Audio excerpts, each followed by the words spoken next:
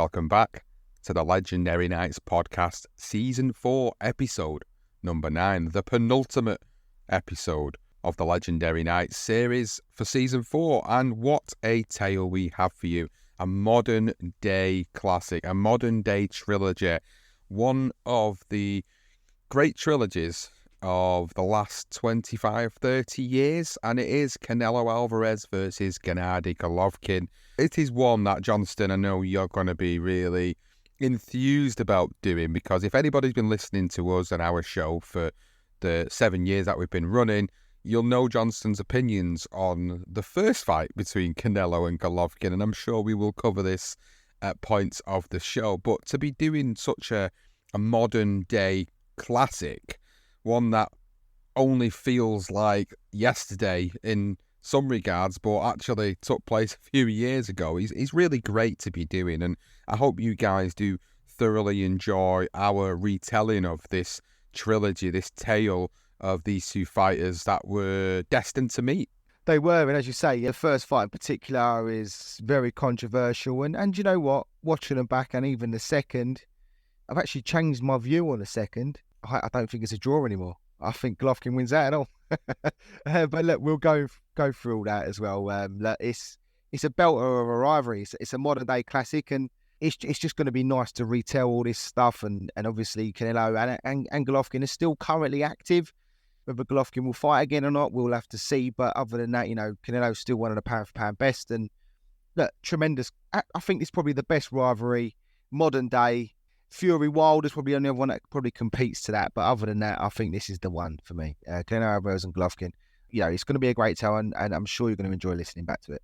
Now, we're going to start this modern tale with a summary of each fighter from their amateur beginnings up to 2015, where we will intertwine their respective careers. So we head to Mexico first with Saul Alvarez, also known as Canelo, which is Spanish for cinnamon, a reference to his fiery hair and ring temperament. Although he looks Irish with his fair skin and red hair, he definitely is Mexican born and bred. However, he did say that there might have been an Irish grandfather somewhere back in my past, which would explain his complexion. Alvarez is the youngest of 8 children, 7 of them boys, and all of them became professional boxers. Canelo himself actually began boxing at 13 after watching his older brother, Rigoberto, who would become a WBA interim light middleweight champion, debut as a professional. Alvarez turned pro at age 15 in 2005 after achieving an amateur record that is subjective of 44 wins and 2 losses with 12 knockouts. Over the course of the next 4 years, Canelo made his mark. He collected the NABF, WBA Fedecentro, WBC Youth, and WBO Latino welterweight title belts. Very quickly, he turned into a fan favourite, becoming a boxing rock star, drawing multitudes of fans and selling out large venues up to a 15,000-seat capacity. The Mexican media called him the boxing James Dean. Golden Boy Promotions president and 10-time world champion Oscar De La Hoya had high hopes for Canelo. He said, "I think he has it all. He has the skills and the charisma. He can be a superstar. It's only a matter of time." Canelo's first significant test as a professional came in the form of Puerto Rican Jose Cotto, brother of Miguel. The then 19-year-old Alvarez had an unblemished record of 31 wins with 23 knockouts and a draw when he faced the veteran Cotto in a televised main supporting act to the Floyd Mayweather and Sugar Shane Mosley fight in Las Vegas. So already at this point, Canelo Alvarez was by far the most advanced and celebrated of many of the prospects that features on that stacked undercard. And Richard Schaefer, the CEO of Golden Boy Promotions, who had only recently signed the fair-skinned prospect, said, "Alvarez is the new face of boxing in Mexico. He has his own television deal with Televisa, and his fights do equal ratings with the Mexican national soccer team, and they love their football. Literally 15 to 16% of the nation watches his fights." For Alvarez arriving in America, where he had only fought twice before in 2008, meant the next step on the ladder. He wanted to lure the Mexican-American fans to join his already large following of Mexican fans for his professional boxing adventure. He wanted to become a great Mexican champion, like those before him: Julio Cesar Chavez, Eric Morales, Marco Antonio Barrera, and Juan Manuel Marquez, just to name a few. He wanted to represent his country with great pride and tradition. He said before taking on the older Cotto, "I fight for my people each and every time I step into the ring. And now to fight in Las Vegas on such an important night of boxing is the next step of my career. It's a very important fight for me, and it's an honour to be part of this big Mayweather versus Mosley event, making it an even bigger fight. It's taking place on Cinco de Mayo weekend. It continues the great boxing tradition of Mexico versus Puerto Rico, and I am facing a tough opponent in Jose Miguel Cotto in order to show the world that I am a great fighter and a future world champion." Well, Cotto's trainer, Mario Santiago, upped the ante when he said, "All due respect to Golden Boy Promotions, but they should do a better job of matching their up-and-comers. I hope Richard Schaefer and Eric Gomez don't lose their jobs after Jose wins." Santiago's comment got a laugh from those who attended the undercard press conference. Even Schaefer and Gomez chuckled. Alvarez's manager, Jose Reynoso, didn't think it was funny. He said, "We don't want easy opponents. You have to beat good opponents when you are on the big stage in Las Vegas. Alvarez is well prepared, so we're not worried. The only good thing about Jose is his last name." Well, it was Canelo who had the last laugh. He stopped Jose Cotto in 9 rounds and then won the WBC silver light middleweight title in his next fight. In 2011, Canelo picked up the full WBC version when he outpointed another boxing brother in Matthew Hatton in California. During 5 defences, Alvarez defeated Ryan Rhodes by stoppage and Sugar Shane Mosley on points, which led to a unification bout against the WBA champ Austin Trout. Alvarez successfully defended his WBC light middleweight title and won both the WBA regular and vacant ring titles with a conclusive unanimous decision, which set up a fight against Floyd Mayweather. In front of a sold-out crowd of 16,746 at the MGM Garden, Alvarez fell to his first professional defeat after Mayweather took a majority decision. Canelo then fought 3 non-title fights following the defeat, knocking out Alfredo Angulo and James Kirkland. But sandwiched in between those fights was a very controversial victory over Erislandy Lara in the summer of 2014. Alvarez won the fight on a split decision by scores of 117-111 from Levi Martinez and 115-113 from Dave Moretti. Judge Jerry Roth scored the fight for Lara 115-113. Doug Fisher of The Ring magazine wrote, "Many boxing writers and fans agreed with Roth's score, and more than a few believed the fight could have been a draw. There were also many fight scribes and fans who thought Alvarez deserved the decision and saw no controversy at all in the scoring." Doug Fisher actually continued here. He said those same observers thought Lara moved his feet more than his hands during the fight and has no right to cry robbery. Well, Lara obviously felt robbed. He said, "I did my job and it was disgraceful what they did to me." Whoever that judge was who made it 9 rounds to 3 for Alvarez, there's no words to explain for him having Canelo winning that many rounds. Now, it's one of those fights that we recommend you go back and watch again. My feelings personally are that Lara did do enough to win this fight.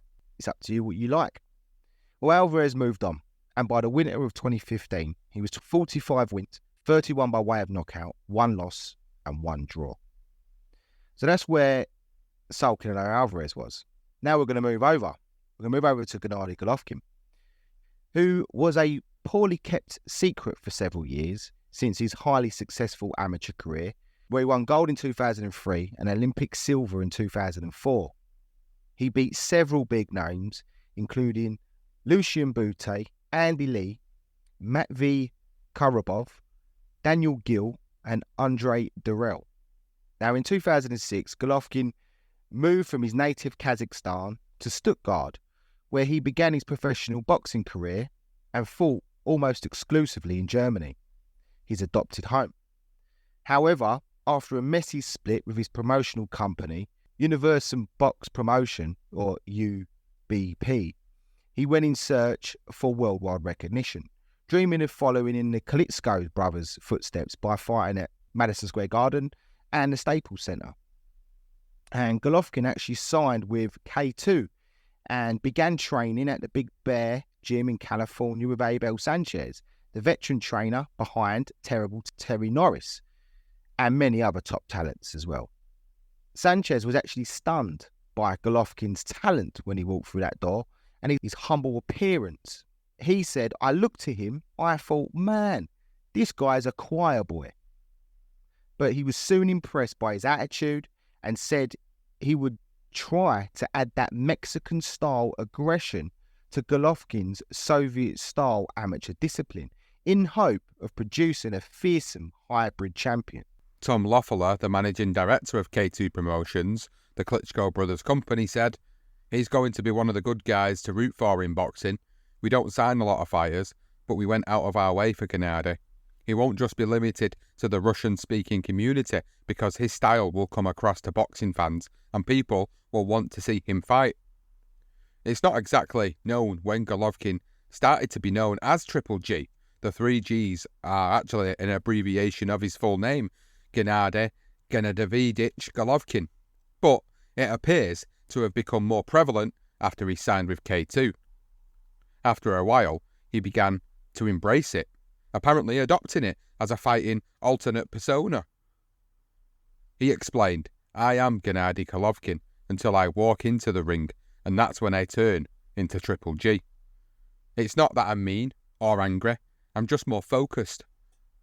Golovkin went on to collect the interim WBA middleweight title in 2010, then was elevated to regular champion. The Kazakh fighter then added the IBO belt in 2011 before stopping Grigor Proska in the 5th round of an impressive American debut in 2012. Max Kellerman was so impressed he said, "Oh my goodness, there's a monster in the middleweight division."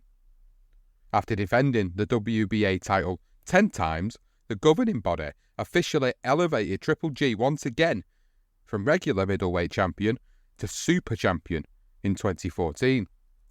By the summer of that year, Golovkin had moved to Santa Monica, California permanently and went on to retain his WBA super and IBO middleweight titles, then won the WBC interim title when he knocked out Marco Antonio Rubio in 2 rounds.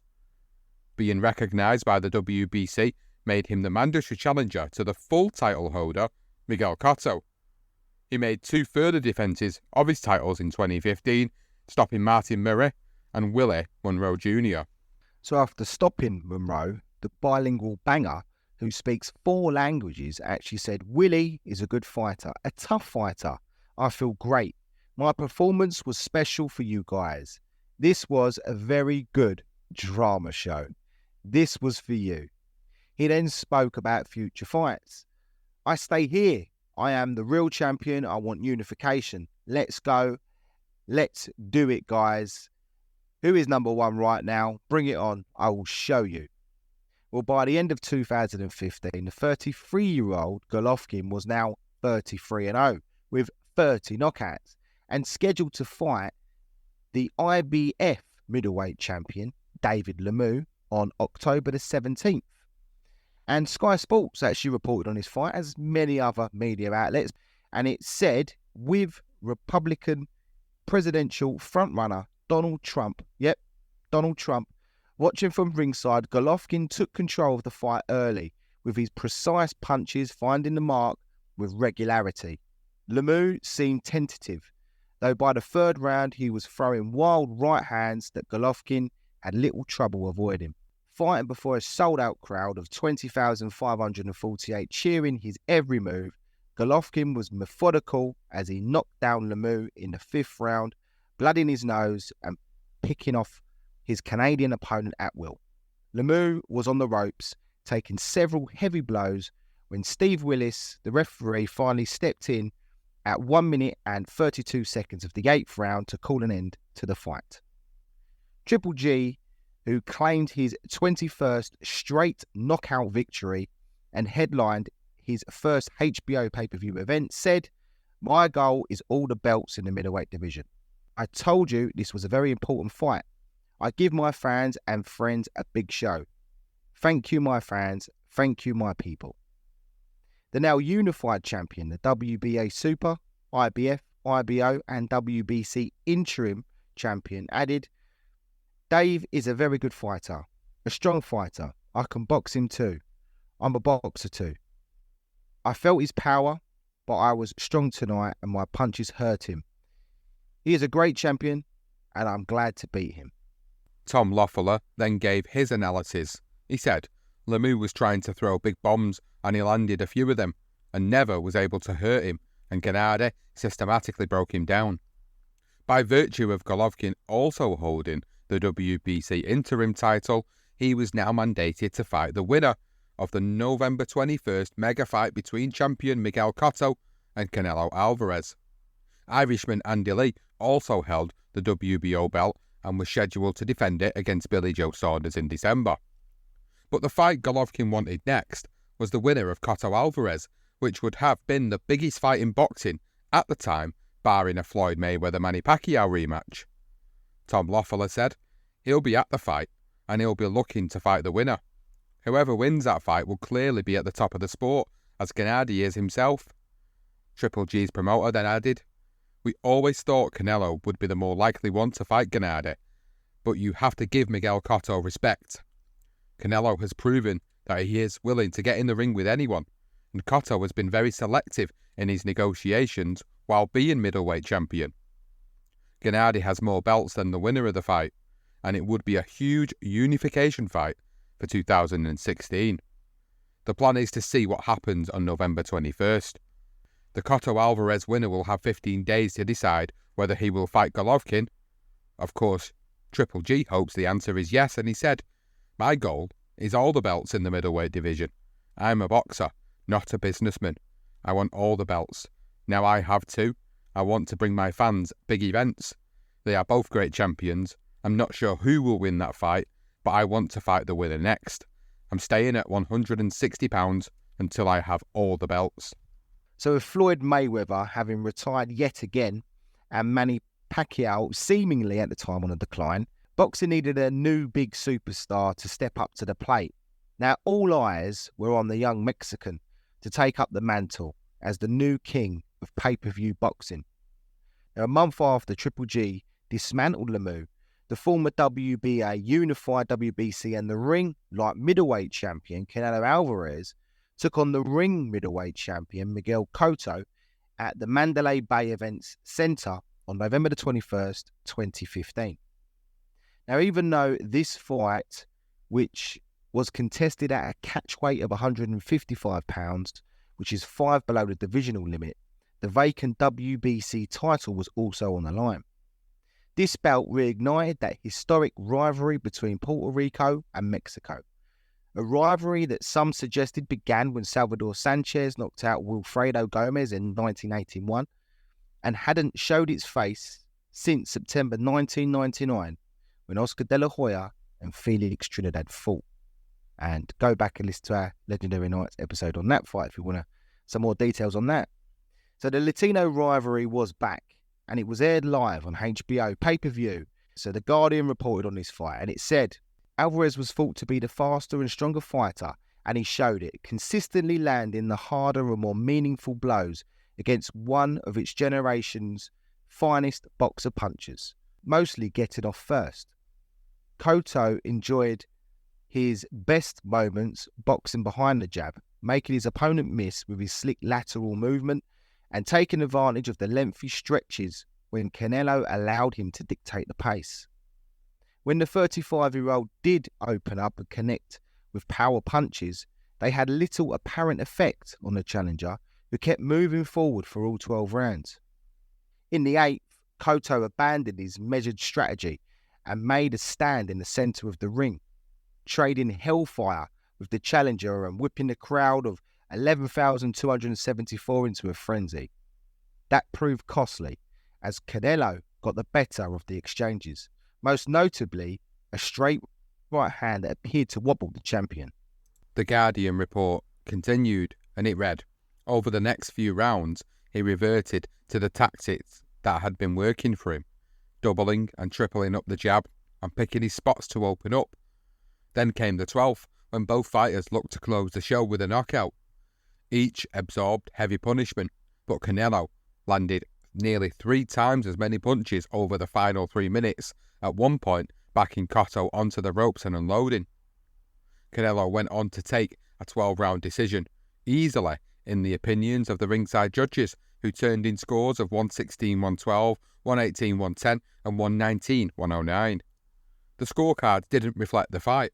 Some felt Cotto deserved it, but Alvarez took it by a couple of rounds, in our opinion. Canelo said afterwards, "We knew going into this fight that it would be a difficult journey, but I feel that I was the faster and stronger fighter tonight. Now it's my era."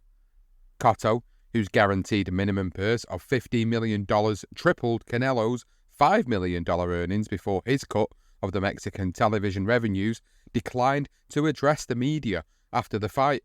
But his trainer Freddie Roach expressed his fighter's disappointment when he said, "We didn't lose that fight by much. There's no fucking way."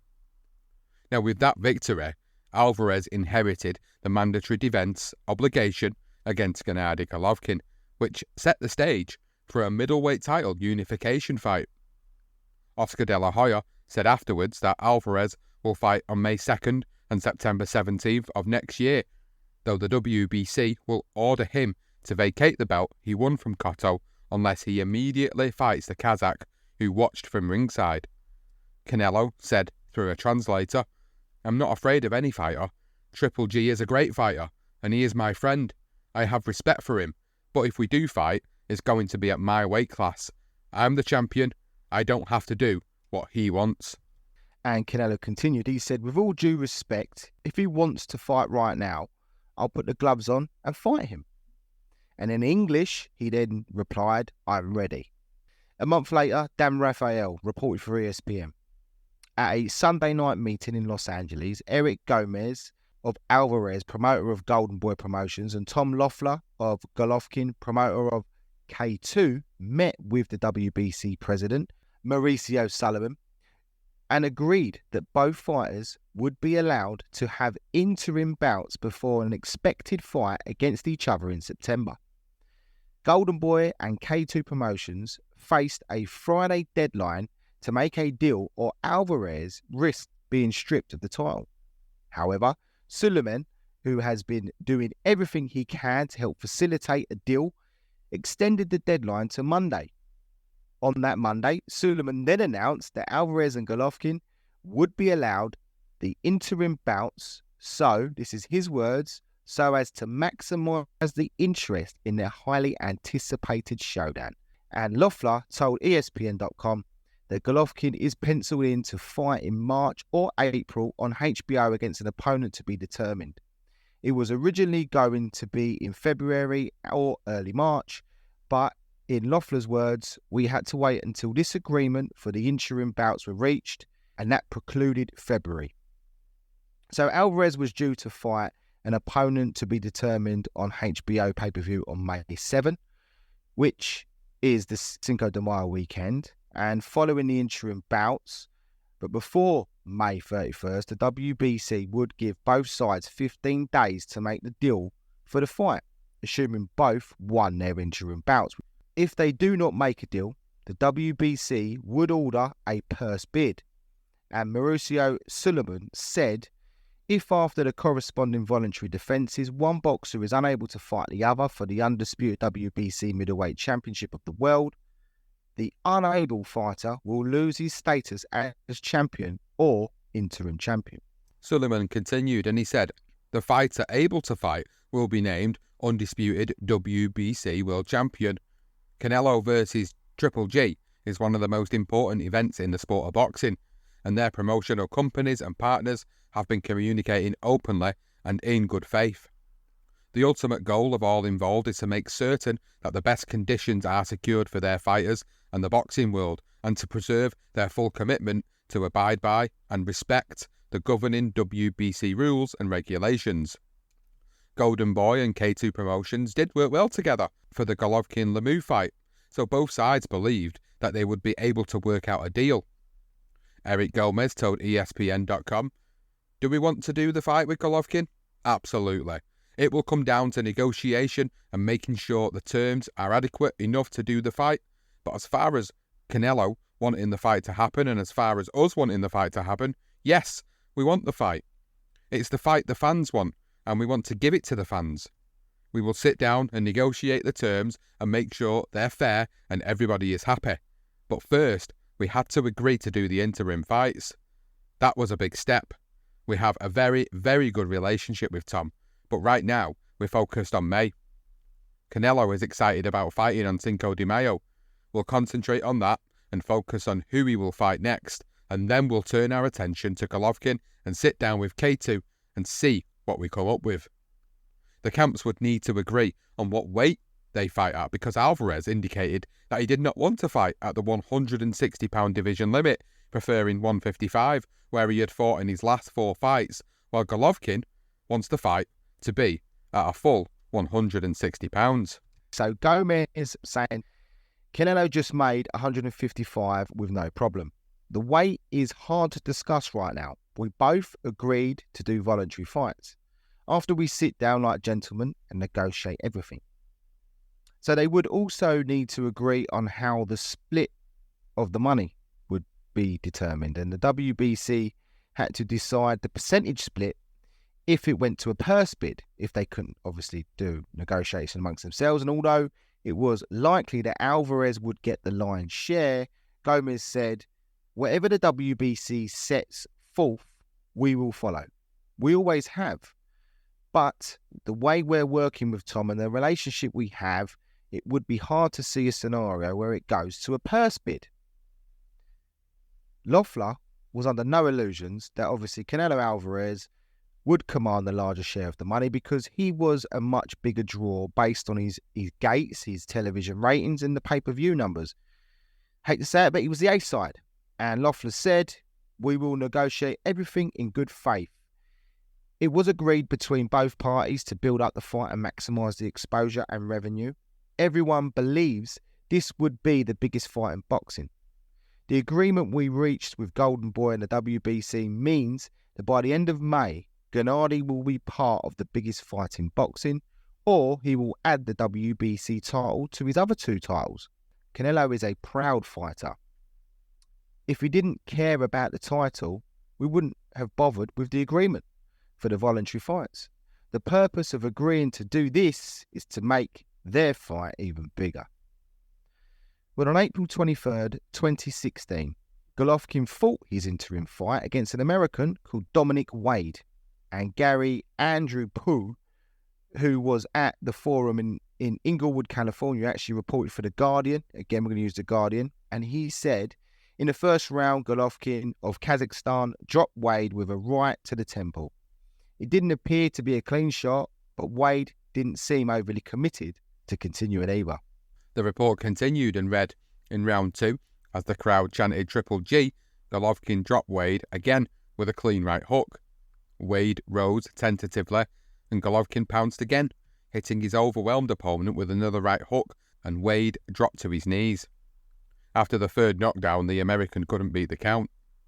Wade, who before the fight was telling the press he would shock the world, didn't hold back in his praise of the powerful middleweight, and he said honestly, "His power is real.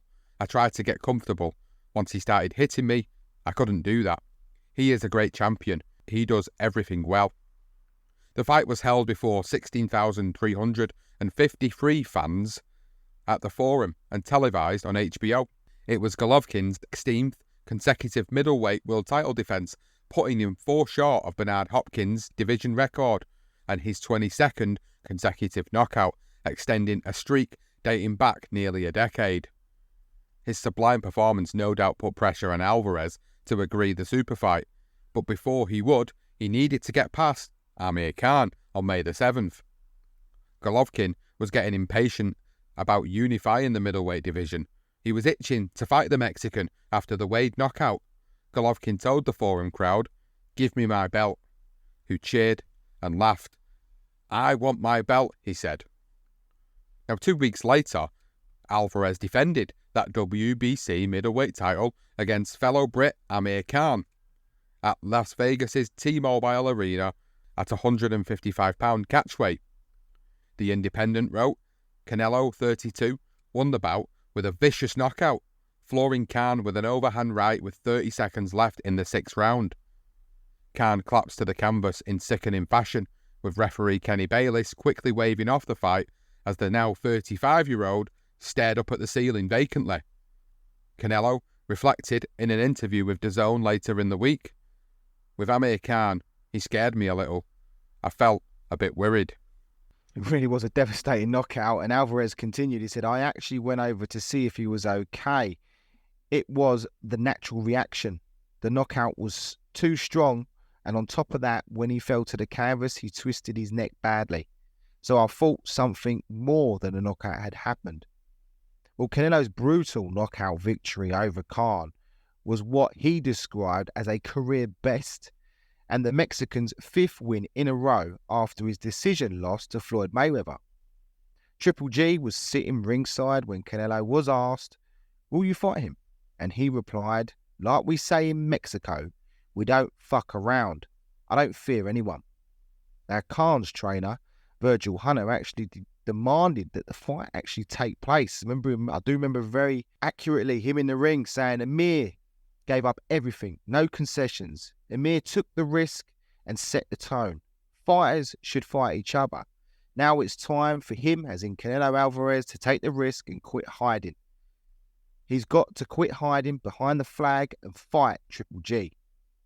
Well, on May 18, 2016, a few weeks after knocking out Amir Khan, the Los Angeles Times reported, Canelo Alvarez will vacate his WBC middleweight title, but said in a prepared statement that he wants to continue negotiating with Gennady Golovkin for a fight considered the biggest on the boxing landscape. And in that statement, Canelo Alvarez said, "After much consideration today, I instructed my team at Golden Boy Promotions to continue negotiating a fight with Gennady Triple G Golovkin and to finalise a deal as quickly as possible. For the entirety of my career, I have taken the fights that no one wanted because I fear no man. Never has that been more true today. I will fight Triple G and I will beat Triple G, but I will not be forced into the ring by artificial deadlines." The statement continued and said, "I am hopeful that by putting aside this ticking clock, the two teams can now negotiate this fight and Triple G and I can get in the ring as soon as possible and give the fans the fight they want to see." Tom Loeffler told the Los Angeles Times, "We have a lot of respect for Canelo and I know he's not afraid to fight anyone. They said they needed more time with the deadline coming up next week. They didn't want to hold the belt hostage and stay true to their word. I still think the Canelo fight will happen. We'll continue to negotiate and hope we can make the fight happen as soon as possible." Loeffler said he was awaiting notification from WBC President Mauricio Suleiman about what happens next with the belt, explaining, "If Canelo is not the champion, Gennady will automatically be recognised as the full champion. That I know for sure. We'd still like to make the fight with Canelo. Just because he doesn't have the title doesn't mean his value is diminished. He's still the biggest draw in boxing. If we can't make the fight, we'll explore the other options on the table for Gennady. A fight with the WBO champion, Billy Joe Saunders, is attractive, as are others. We'll continue to negotiate to try and make the fight in September. Canelo is the first option and the biggest fight we can make." Oscar De La Hoya issued his own statement by saying, "There is no denying that Canelo is the biggest star in the sport of boxing. He is eager to get in the ring with Triple G to show the world that he is also the best pound-for-pound fighter in the sport. But we won't negotiate under a forced deadline. Now that the WBC title is off the table, I am hopeful that Triple G and his promoter will come to the table in good faith and get this deal done." I think he avoided him. And as we've said, well, Golovkin was immediately awarded the title by the WBC, officially recognised him as their middleweight champion. And as some critics labelled Canelo Alvarez at the time, they called him a duck for vacating that title, believing that the Mexican was attempting to age out Golovkin as much as possible. Well, Golovkin was now on the hunt for a new opponent, so he began those negotiations with Chris Eubank Jr. Now, all terms had pretty much been agreed, but Team Eubank began to have second thoughts, forcing Matchroom to give them a deadline to get it done. Now, the deadline passed when Eubank lost his pen, so Eddie Hearn acted quickly, and he jokingly asked his welterweight champion at the time, Kell Brook, if he fancied it, and he said yes. And a few days later, on Twitter, the Brook v Golovkin fight was announced, and it took place on September the 10th, 2016 at the O2 Arena in London. Come out of nowhere, a bit like the Khan and Canelo fight, and the Guardian again we're going to use here. So this is what they reported. Brook had enjoyed his success, particularly in the second round when he actually reddened the eye of the WBC, WBA and WBO champion. And by the fifth round, his right eye was closing and he was being pushed back repeatedly.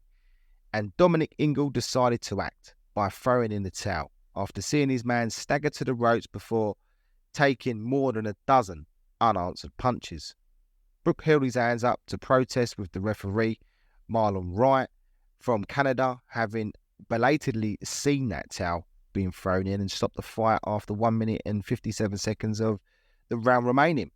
And the stoppage was actually greeted by the O2 crowd with boos, but Brook was beginning to take a bit of a beating, and later he did say that he had broken his eye socket in the second round, and as we know, that's exactly what happened. So a week later, and Canelo made a return, but to a different division, the light middleweight division. So he moved back down, taking on the WBO champion from Liverpool, Liam Smith, at the AT&T Stadium in Texas. And the Los Angeles Times wrote on this fight, it said Canelo flashed an effective jab, good head movement, and a willingness to take the best punches of Smith on the ropes, answering with more powerful uppercuts and damaging body punches that decided the outcome of the fight. The report on the fight continued, and it read, Alvarez cut Smith twice near the right eye, first knocking him down with a 7th round punch to the head that was thrown after Alvarez hurt that same right hand on a similar punch in the second. His attention to body punching left Smith clearly pained before the Brit was dropped again in the 8th by a body blow. He was finished on another shot to the ribs that caused Smith to cringe on his way down and twist on the canvas as Alvarez jumped on a neutral corner post in celebration. The fight was over, citing De La Hoya to say of Alvarez, he's a complete fighter now and he's only getting better. The new WBO light middleweight champion said, after I hurt my hand, I probably used my left more and went to the body more. But that was part of the game plan. You have to prepare for everything in the ring, and I was prepared. When I hit him down there, I knew it hurt him. Body shots hurt. They hurt a lot, and I knew I got him. Alvarez's hurt right knuckle was to be examined the next day. He said it wasn't broken, and his co-trainer, Shepo Reynoso, indicated they expect Alvarez to fight again on December 10th as scheduled. Alvarez said, the way I feel, this is probably my last fight at 154 pounds. The fighters rumoured to be in contention for the December date initially did not include Golovkin. They were the former middleweight champion, David Lemieux, WBO champion, Billy Joe Saunders, or Curtis Stevens. He would fight neither. Alvarez, now 26, then proclaimed himself the best fighter on the planet, following his impressive 9th round knockout of Smith in front of a crowd of 51,420 people. Alvarez and De La Hoya then revealed in the post-fight news conference that an offer of at least $10 million with an unspecified pay-per-view bonus had been presented to Golovkin's team for a September 2017 bout. This was in response to a Golovkin interview with the Times a month before this fight, with the Liam Smith fight, where he speculated that after Alvarez relinquished that WBC middleweight title, he expected Golden Boy and Oscar De La Hoya to make a low ball offer of around $2 million as a means to further avoid him.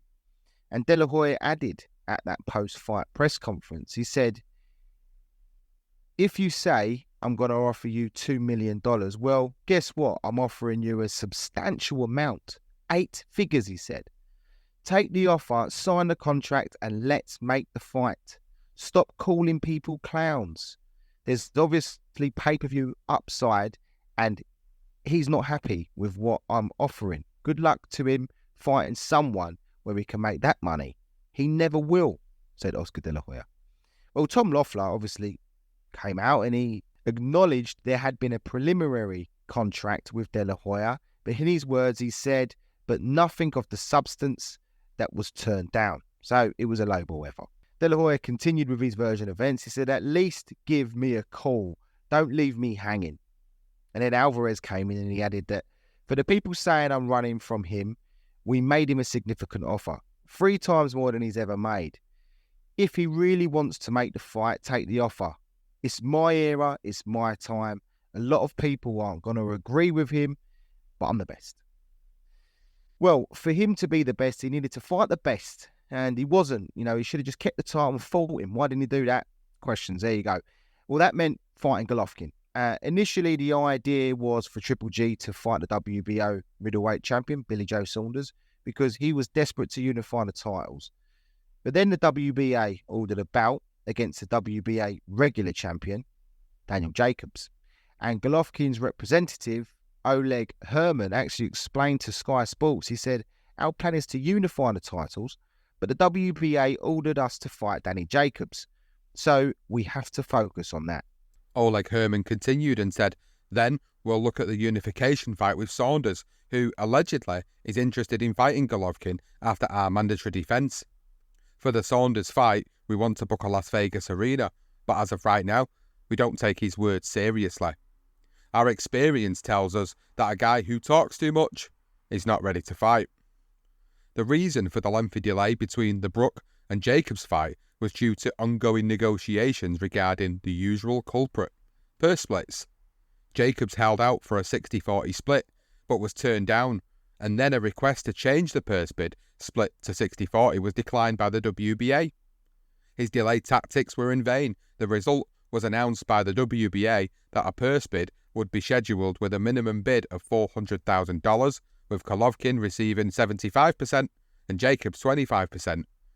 At first, all the titles were on the line, but then Jacobs did not show up for a second weigh-in on the morning of the fight as requested by the IBF, where he was required to weigh 170 pounds or less.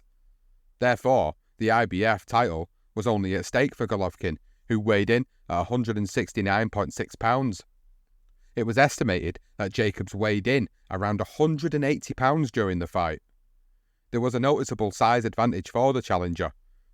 On March 18, 2017, Golovkin took on Jacobs, known as the Miracle Man, at Madison Square Garden, and Boxing Scene wrote an article on the fight, and it reads, "After a cautious feeling-out process in the first 2 rounds, the bout blossomed into a fascinating battle with the fighters engaging freely in a thrilling duel to the finish. Golovkin knocked Jacobs down in the 4th with a double dose of rights, but as the fight wore on, Jacobs confused the Kazakh by sliding into a southpaw stance, scoring on stinging combinations, holding his own against the dangerous power puncher." And that same article continued. It said, "Golovkin, the most fearsome knockout artist in this era, was pushed to the limit by Jacobs before retaining his middleweight title by decision. Since coming back from bone cancer 5 years ago, Jacobs ended Golovkin's streak of 23 knockouts in a row in a battle that went to the scorecards for the first time since 2008. 2 judges scored it, 115 and 112, and the third making it 114, 115, and all were in favour of Gennady Golovkin, who retained his multiple middleweight titles. Golovkin said afterwards, "He was my best opponent. Clean, good quality, very good fighter." The crowd-pleasing puncher also said he wanted Canelo Alvarez next, and that he also 100% wanted the fight with Billy Joe Saunders. Golovkin acknowledged that the Jacobs fight was close and said he would be willing to actually give the Brooklyn native a rematch. He said, of course, I'm ready to fight Canelo, of course. I want that fight. I'm like an animal for the fight. But I will give Danny Jacobs a chance for a rematch.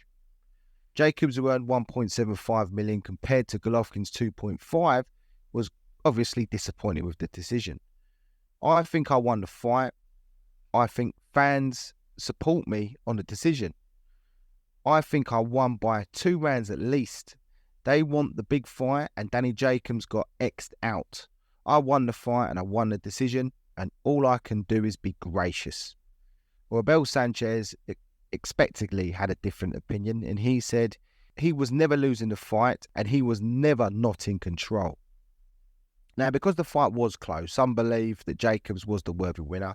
Many in the media were quick to suggest that now Golovkin, who was now turning 35 the following month, might have fallen off the age cliff overnight, or he was now feeling his age. But at this point, that was just nonsense. If anything, it probably helped him finally get the fight that he was waiting for. So now we're going to move in to the build-up for the first fight, which began with Canelo's fight against the fellow Mexican, Julio Cesar Chavez Jr., on Cinco de Mayo weekend. The fight was contracted of 164 ounces.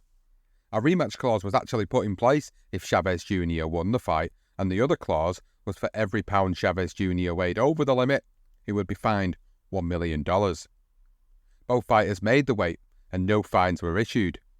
In front of a sold-out crowd of 20,510 at the T-Mobile Arena in Las Vegas, Chavez was very cautious throughout the fight. At times he came forward and also had Alvarez against the ropes, but failed to throw any punches. This led to jeers from the crowd in the later rounds due to the lack of action.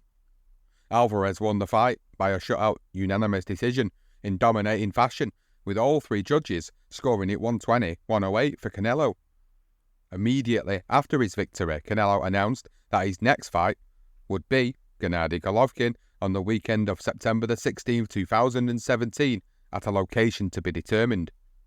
Golovkin joined him in the ring during the announcement to help promote their upcoming bout, accompanied by his trainer Abel Sanchez and promoter Tom Loeffler. Speaking through a translator, Alvarez said, "Golovkin, you are next, my friend. The fight is done. I've never feared anyone since I was 16 fighting as a professional. When I was born, fear was gone." When Golovkin arrived in the ring, he said, "I feel very excited. Right now is a different story. In September, it will be a different style, a big drama show. I'm ready. Tonight, first congrats to Canelo and his team. Right now, I think everyone is excited for September. Canelo looked very good tonight, and 100% he is the biggest challenge of my career. Good luck to Canelo in September." And then Alvarez added, "I never got my share of fear. I'm very happy, and the rivalry is going to show my skills even more. I've had difficult fights, and that will no doubt be a tough fight. But I always say Canelo Alvarez is the best because I fight the best." Now, according to a report published in the Los Angeles Times, there was a clause within the contract that stipulated that Golovkin would have to fight Alvarez again if he defeated the Mexican.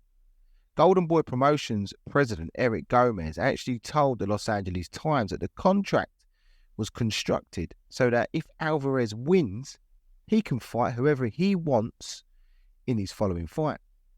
Oscar De La Hoya confirmed during an interview on ESPN's First Take that the contractual weight limit for this long-awaited fight would be at the middleweight limit, as it should be as well, 160 pounds. And De La Hoya told ESPN's Stephen A. Smith and Max Kellerman that there wouldn't be any hydration in the contract. He said, "My man, let's just say this is a real true middleweight fight, 160 pounds. Both guys will be in 10-ounce gloves. You know, there's no rehydration, weight class clause, and all this BS and this and that. This is a true middleweight fight, 160 pounds, and that's it. And so it should be. Shouldn't get no praise for that."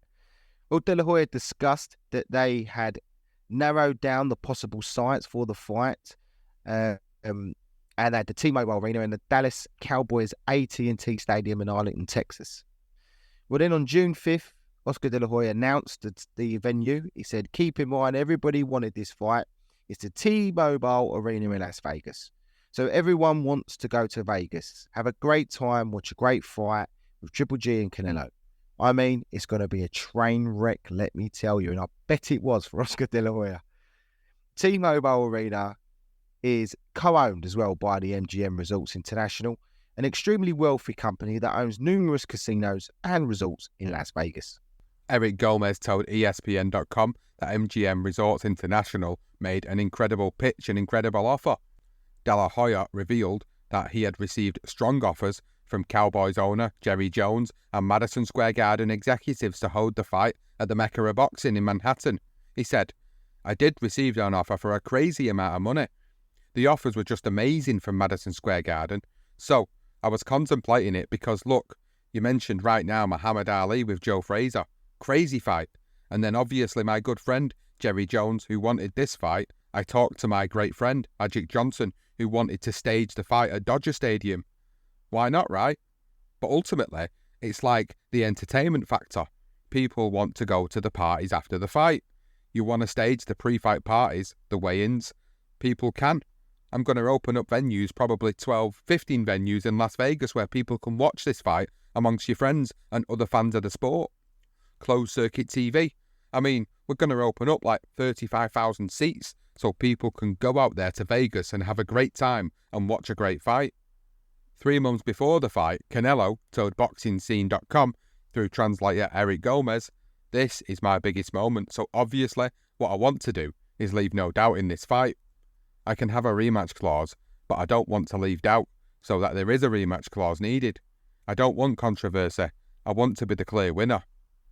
Canelo, who had a rocky relationship with the WBC because he felt like the sanctioning body tried to force him into a fight with Triple G with a predetermined purse split in 2016, decided that he wouldn't entertain fighting for their belt. And Eric Gomez actually stated, we absolutely intend on fighting for the IBF and weighing in on the second day. We haven't decided on the WBC yet, so he said. However, Canelo disagreed and quickly jumped in as soon as Gomez said that by stating, no, I am not fighting for the WBC. News then broke that the fight had sold out, and Tom Loeffler was pleased to announce that we are grateful for the response from the fans and excited to announce all tickets have been sold out. When we put out two of the best fighters in the sport and two of the best ticket sellers together, this is the result you get. Triple G has now sold out arenas in New York, Los Angeles, Monaco and London. Now we can add Las Vegas to that resume. It's the biggest fan and media response we have ever seen, and this event should be as exciting in the ring on fight night as it has been for the build-up leading into the fight. It was then later confirmed that Saul Canelo Alvarez versus Gennady Golovkin would be presented by Golden Boy Promotions and Triple G Promotions and sponsored by an endless list of companies. Tecate, Born Bold, Hennessy, Never Stop, Never Settle, O'Reilly Auto Parts, Fred Lawyer Insurance, and Capital Holdings, among others. Well, the official weigh-in was held on September the 15th and both made weight ahead of their hotly anticipated middleweight showdown. Golovkin was first on the scales at the MGM Grand Garden Arena and came in exactly at the division limit of 160 pounds. Alvarez, sporting a thin red beard, also tipped the scales at 160 pounds before an estimated crowd of 9,000. Incredible. Both men appeared in terrific nick, and when they disrode, with Alvarez claiming a slight edge in crowd support. Neither batted an eye during that traditional stare down either. Speaking after the weigh-in, Alvarez scoffed through a translator at the idea he was afraid of Triple G's power. He said, when I was born, all of the fear had already given out. I'm going to show him who Canelo really is. Golovkin simply said, big gift to people. Am I to understand that the deal is done, that there will be a fight between you two in September of this year? Yes, sir. Yes, sir. It's done. Gennady, you've been waiting for a long time for this moment or for that moment. What do you feel now? I feel very excited, guys. Right now it's a different story. I think in September it's big Mexican style, big drama show. We're ready. Are you saying that that will be the big Mexican showdown that we were hoping to get tonight? Tonight, first of all, congrats to Canelo, the Canelo team. He looks good. I think right now everybody excited for fight for us. Canelo, what about you? For so long now, you've been criticized for not fighting Triple G, as though you would duck a fighter, when you were telling everyone all along, your promoter said this is the way the business needs to get done. Now that you're going to fight Triple G, what would you like to say to your fans? Yo nunca le he tenido miedo a nadie desde los 15 años que peleó profesional. I've never feared anyone since the 16th year of my age, since I was 16 and I've been fighting as a professional. Cuando nací yo ya se había repartido el miedo. When I was born, fear was gone. I never got my share of fear. You have had an excellent career so far, but the thought is to beat Triple G, you will have to have the real greatness come out in you in a way that it hasn't yet. How do you feel about that? Yo me siento muy bien, me siento muy contento. Pelea con pelea voy avanzando y estoy seguro que cuando llegue la pelea de Golovkin voy a mostrar muchas más cosas. Siempre el rival da pauta para dar grandes peleas y creo que vamos a dar una gran pelea él y yo. I'm very happy, and little by little I'm growing. And again, I said before, the rival, the opponent is going to give me the tools to showcase myself, and that's what's going to happen. So now on to the night of the fight, and after the national anthems of Kazakhstan, Mexico and the United States, the fighters made their way to the ring. Golovkin was the first to emerge from the tunnel to the sound of White Stripe's Seven Nation Army. The Kazakh was all smiles as he climbed through the ropes and held his right arm aloft. There was even bigger cheers for Canelo as he made his ring walk to the ring to ranchera legend Vicente Fernandez's Mexico Lindo and Quindero, his traditional ring walk song. Michael Buffer announces the fighters. Canelo, the challenger first, then Golovkin, whose WBC, WBA and IBF middleweight titles were held aloft.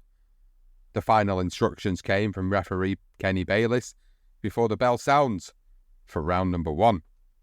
So now we move into the fight description of how this fight plays out. Of course, all of the fights that we're covering can be watched on YouTube, but we are going to go through these fights in more detail. Now, starting out, both men used the opening minutes as a feeling out process, with Canelo circling back and to his left.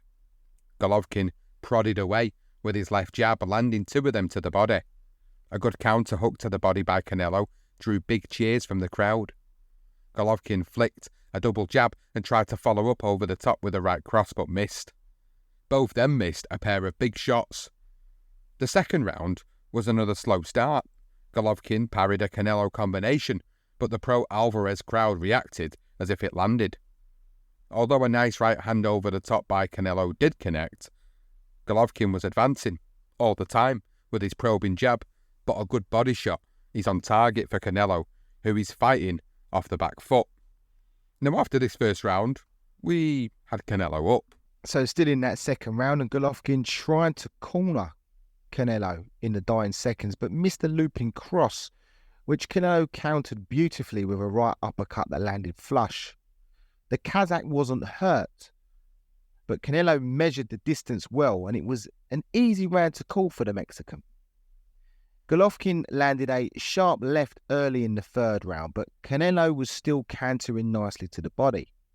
Huge chants for both fighters began echoing through the arena in a cracking atmosphere. It really is great to watch back. If you haven't watched it back, please do. Canelo landed a big left uppercut, forcing the champ to fire back, but he missed. Golovkin managed to corner Canelo, finally, briefly, but couldn't take advantage against the Mexican, who stood his ground and made him miss with excellent head movement. Canelo was faster at this point and outboxing the long-time middleweight champion. Golovkin upped the pace in the fourth, and midway through the round, he forced Canelo up against the ropes and landed a sharp combination. Alvarez began fighting off the ropes. He tried to unload a left uppercut, but Triple G landed a left first. This was a clear-ass round for Golovkin. So into the fifth, and Triple G forced Canelo once again back to the ropes. But this time, he couldn't take advantage. Again, a massive right hand by Golovkin, then rocked Canelo, seemingly, with a minute left. But the Mexican shook his head in defiance, as if to say, "You ain't hurt me." Golovkin began unloading while Canelo was on the ropes, but then the challenger sprung into life, landing a combination himself in the round of the fight. Absolute belter of a round.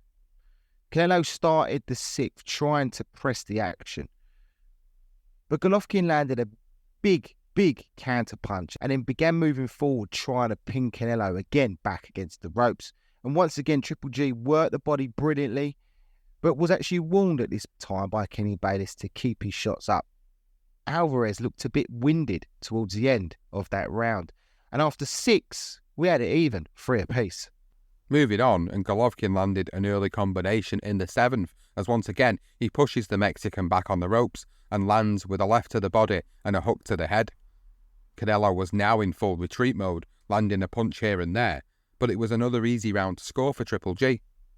Golovkin landed a big right uppercut early in the 8th round that looked to have woken up Alvarez, who sprung off the comfort of the ropes and began trading with the champion in the centre of the ring. Canelo was unable to keep up this pace, however, and slowed down. The speed advantage for the younger man had gone, but a big uppercut caught Golovkin, who just walked forward. There was some good bodywork by Canelo, but it was another Golovkin round for us. Canelo landed a big combination early in the 9th and connected with a punishing left hook that wowed the crowd. The Kazakh came back with an overhand right that backed up Canelo against the ropes as they began to exchange shots. Golovkin pressed forward from the sound of the 10th bell, and Canelo connected with another huge uppercut and followed it up with a combination. But the granite chin Golovkin took them well. Golovkin came back with more bodywork and turned the round back into his favour. They began trading shots in the centre of the ring, but neither won those exchanges. It was the best round of the fight. Canelo fought in spurts in the 11th, clearly feeling the relentless pace as Golovkin landed a big right which was answered with a left to the body. Golovkin continued to stalk Canelo around the ring with his jab, but the challenger landed a nice combination while fighting off the ropes.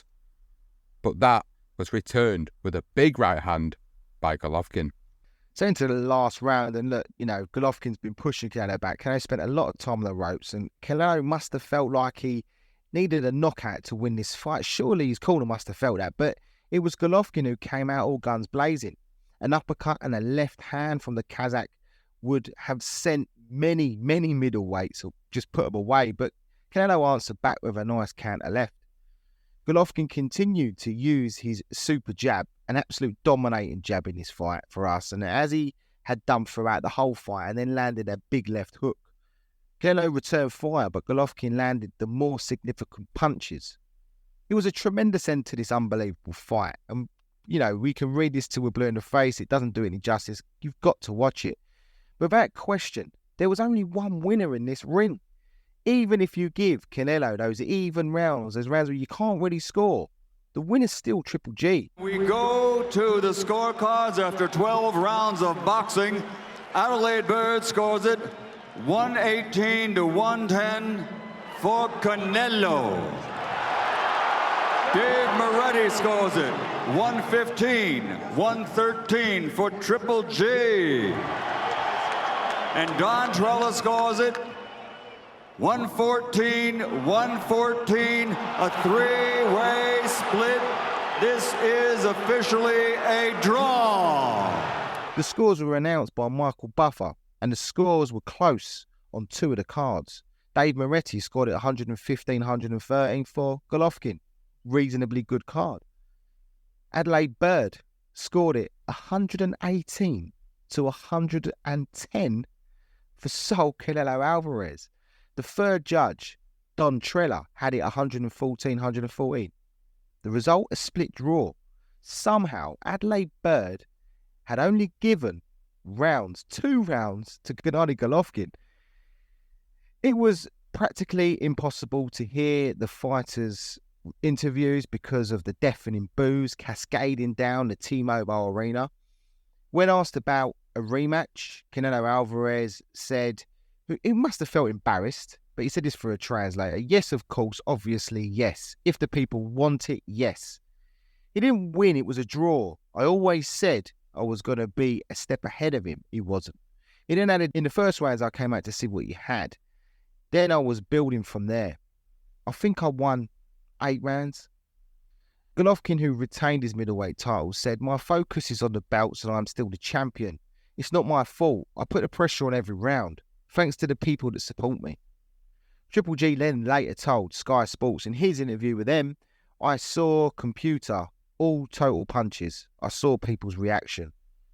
He actually landed 218 punches to his opponent's 169. And then Golovkin said, it's terrible for me, it's terrible. This is not correct. This is very bad for the sport. Boxing dignitaries weighed in on social media. Lennox Lewis among those to criticise the scoring, while Triple G, who earned $3 million for the fight, mocked his rival for failing to fight like a true Mexican. The Kazakh said, he talked too much before the fight. He said he's a true Mexican man and that he would bring Mexican style. But he moved every round, moving, not staying. An unrepentant Alvarez continued to conclude that he deserved the nod. He said, I wasn't taking points round by round, but what I am sure of at the end of the fight is that I won. I have no doubt in my mind I won that fight. De La Hoya, unsurprisingly, agreed, even if he did not avoid the criticism of Bird. He said, these guys fought their heart out. Gennady is a tremendous, tremendous champion, and Canelo's a tremendous, tremendous champion. Everybody has their opinion, but that's what made it such a great, great fight. The 118-110, I don't understand. I really don't. Bird is a very competent judge, but I just don't understand 118-110. I had Canelo winning 7-5. 118-110 is a shocker. Bob Bennett, Executive Director of Nevada Athletic Commission, addressed the media on press row. He said that he has full confidence in Adelaide Bird moving forward, stressing her consistently good record in 442 bouts in more than 20 years. He said, that's the life of a judge. She had a bad night in a big fight. She saw the fight in a different way. He then added, when you're a judge and you're on the money, nobody says anything about it. Abel Sanchez said during the post-fight press conference, we had the kind of fight that I thought we were going to have. I thought that one of the judges had a card filled out before she came to the fight, but that's unfortunate. That in Vegas, they seem to go to different schools to learn how to judge a fight. Sanchez then added that if Canelo wants a rematch, I'm sure that they'll put it together and we'll have another great one. He then elaborated on his criticism of Adelaide Bird. He said, I voiced the question prior to the fight when they were selecting the judges that I thought that she was so up and down with her scoring. One fight, she looks good, and then 3-4 fights, she does terrible. I just think she needs to be reviewed. She can't be that bad, or she can't be that blind. Chris Graham headlined his fight report for The Telegraph as a federal offence. Judge Adelaide Bird under fire for the Triple G Canelo scorecard. Alvarez, who earned $5 million, ruled out another fight in 2017, claiming he would return in Cinco de Mayo weekend in May of 2018. At a post-fight press conference, he said for a translator, look, right now I want to rest. Whatever the fans want, whatever the people want and ask for, will do. You know that's my style. But right now, who knows if it's in May or September. But one thing's for sure, this is my era. The era of Canelo. On September the 27th, ESPN reported on the figures for the fight. It said that the fight generated over 27 million and that from over 17,000 tickets sold, according to figures released Tuesday by the Nevada State Athletic Commission. The live gate was the third biggest in boxing history, trailing 2 other mega fights in Las Vegas. The all-time record was set on May 2nd, 2015, welterweight world title unification fight between Floyd Mayweather and Manny Pacquiao. And number 2 is the fight that took place just 3 weeks before which was before Canelo Alvarez and Triple G, and in the same arena, which was Floyd Mayweather against Conor McGregor. So Oscar De La Hoya told ESPN, by drawing the third largest gate in boxing history, Canelo has demonstrated once again that he is the top drawer in our sport. And the scary thing is, he's only 27 years old.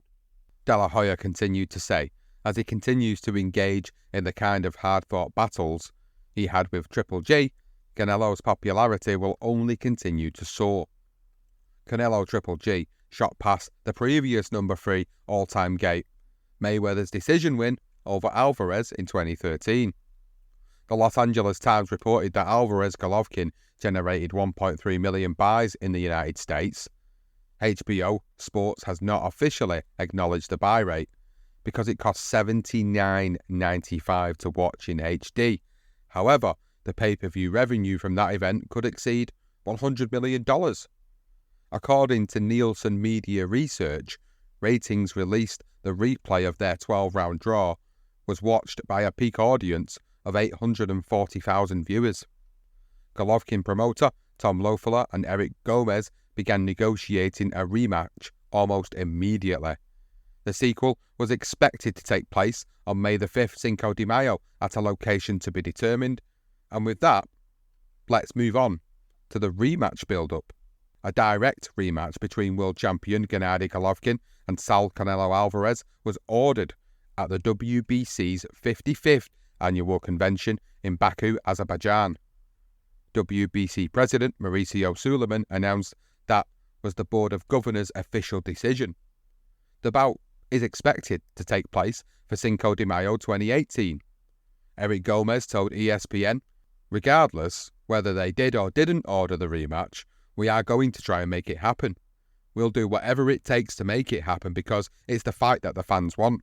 It's what the fighters want, and it's what the media wants. Loeffler, who was attending the convention, also said the rematch should be made and was pleased by the WBC's mandate, and he said, it doesn't get any better than the fight with Canelo. It really became an international sporting event instead of a World Boxing Championship match. Gennady still has all his titles. He's still the world champion, and this is a fight that the fans want again, so we can have a more definitive ending to the next one. We'll do whatever we can on our side to make it happen. So the discussions continued between both camps, and in November, when Eric Gomez indicated the negotiations were going well and that his company will continue talking to Golovkin's representatives. Although there was a rumour that Golden Boy were actually waiting until the aftermath of the following month's bout between David Lemieux and Billy Joe Saunders, who were fighting for the WBO middleweight title. If Lemieux, also promoted by Golden Boy at the time, won that WBO belt, then that could be used as a bargaining chip to gain more favourable terms for Canelo's side. He didn't. Billy Joe won anyway, produced the performance of his career, his life, dominating the Canadian over 12 rounds. Eddie Hearn then threw the cat amongst the pigeons by offering his fighter who he promoted, which was Danny Jacobs, a rematch with Golovkin. And he said during the most recent episode of CompuBox's TV Inside Boxing Live podcast, I think the winner of that Saunders-Lemieux fight against Danny Jacobs is a natural fight as well. Our concern is if Lemieux wins, they'll try and hold up for the winner of Canelo Golovkin. But I said to Tom Loeffler the other day, listen, if Canelo Golovkin doesn't happen, we're ready to go with Jacobs Triple G2. Well, anyway, by December, Eric Gomez told ESPN Deportes that they were close and advanced talks. And then on January 29th, 2018, HBO finally announced the rematch would take place on May 5th, as predicted, 2018. The Cinco de Mayo weekend, 8 months after their first meeting, and would again be a HBO pay-per-view. The deal, which did not include a rematch clause this time, or for one side of the fighter anyway, was actually finalised at the Forum in Inglewood, California, where Golden Boy were promoting a HBO televised card featuring Lucas Matisse versus Tiwa Karim and Jorge Linares against Marquito Gista. Just before Linares walked into the ring for his lightweight world title defence, De La Hoya and Loeffler actually signed the contract, finalising their deal. The fighters had already signed off with their promoters before that. In the lead up to the rematch, it was announced that both fighters would be randomly drug tested by the Voluntary Anti-Doping Association. Golovkin said, "I am ready to battle Canelo again, and I am happy he took this fight again. This is the fight the world wants. This is the fight boxing deserves. I didn't agree with some of the judges' decisions in the first fight. This time, there will be no doubt. I am leaving the ring as the middleweight champion of the world." Mexican superstar Alvarez said he was happy the deal is done, and said he aims to set the record straight about their first fight. Alvarez said, "I am delighted to once again participate in one of the most important boxing events in history. This second fight is for the benefit and pleasure of all fans who desire to see the best fight the best. This time, Golovkin won't have any excuses regarding the judges. I'm coming to knock him out." He then told ESPN Deportes, "I will be in my best shape. I am going to have a great fight, and I am confident of winning. And I know that this will be a more interesting fight and that people will enjoy it better than the first." The T-Mobile Arena and Madison Square Garden went to battle to host the Canelo-Golovkin rematch, but it was Las Vegas that got the nod. It came as no surprise that they decided to take the offer from the T-Mobile Arena parent company, MGM Resorts International, to host a sequel to one of the biggest fights in years. One that matched two of the best fighters in the world pound for pound. It was also agreed that unlike their first fight, Canelo would this time fight for the WBC title after they patched things up. Suleiman actually told the Los Angeles Times that he, as in Canelo, will fight for the belt. A proud legendary WBC champion, Golovkin, and a proud legendary WBC fighter, Alvarez, will come together. Things happen in boxing. You turn the page and move on to greater things. It was just a matter of shaking hands and moving on. I feel like we've worked in good faith. We are not evil people. And I think all we've tried to do is support Alvarez face to face. I will try to say that, and I hope we can move on. Then it all went Pete Tong. It went terribly wrong, I should say, on March the 6th, 2018, when Golden Boy Promotions announced to the media that Canelo Alvarez, Saul Canelo Alvarez, had tested positive for trace levels of the performance-enhancing drug clenbuterol. Golden Boy attributed the result to meat contamination with support from the laboratory that conducted the tests. Now, Alvarez tested positive to clenbuterol in mid-February, and the results were revealed 2 weeks later. The Mexican fighter actually attended a voluntary drugs test before his rematch with Golovkin, which they signed up to, which was still scheduled to take place as planned.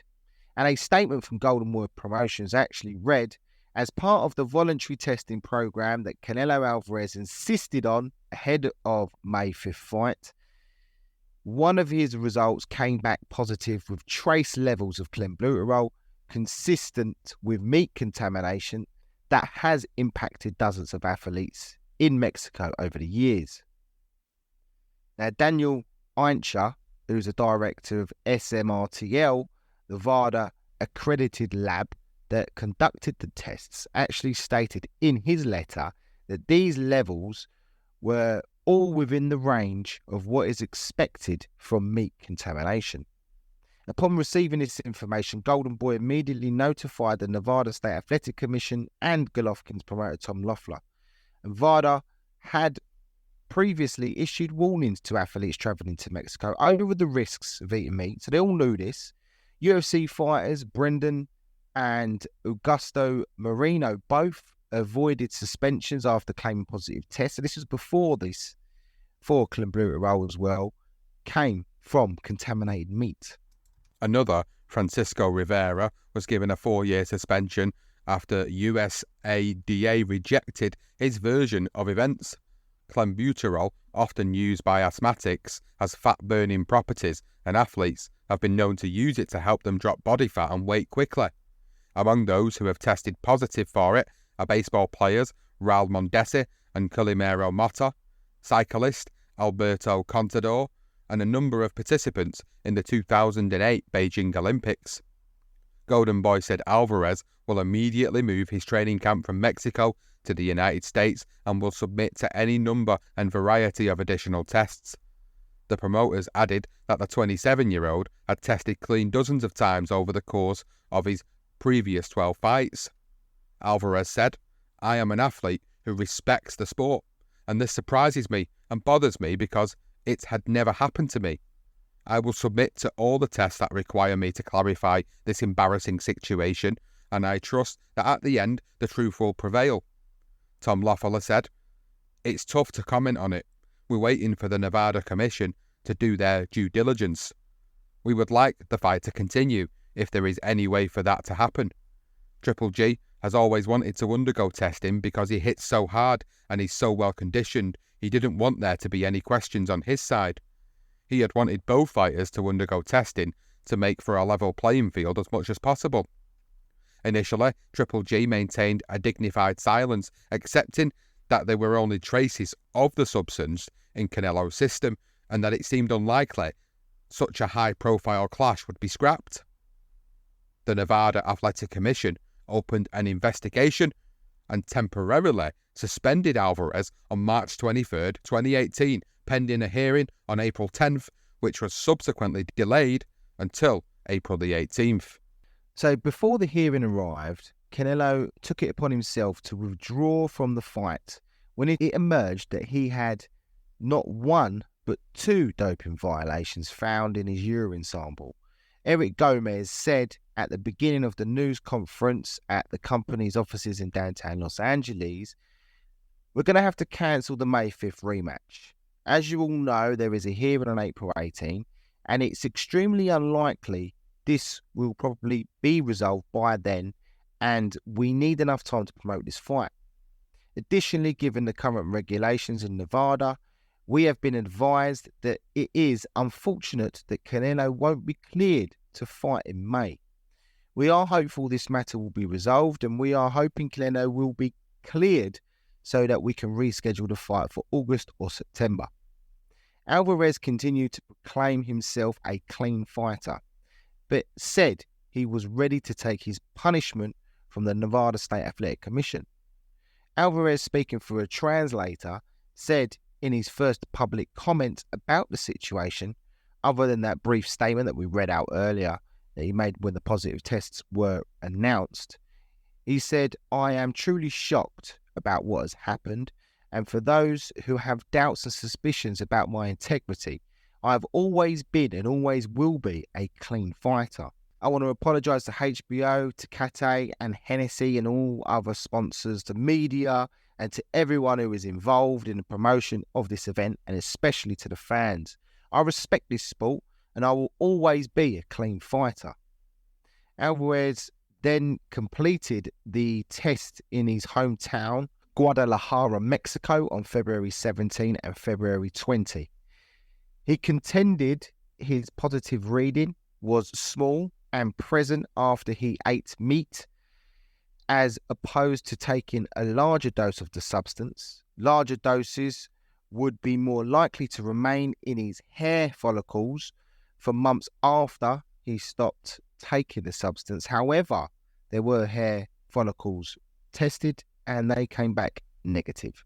Speaking to ESPN, Alvarez denied using any drugs to enhance his performance, but said it was his responsibility to better educate himself on the dangers of eating meat in Mexico, where farmers often include the substance in cattle feed because it helps reduce fat and increase lean muscle mass.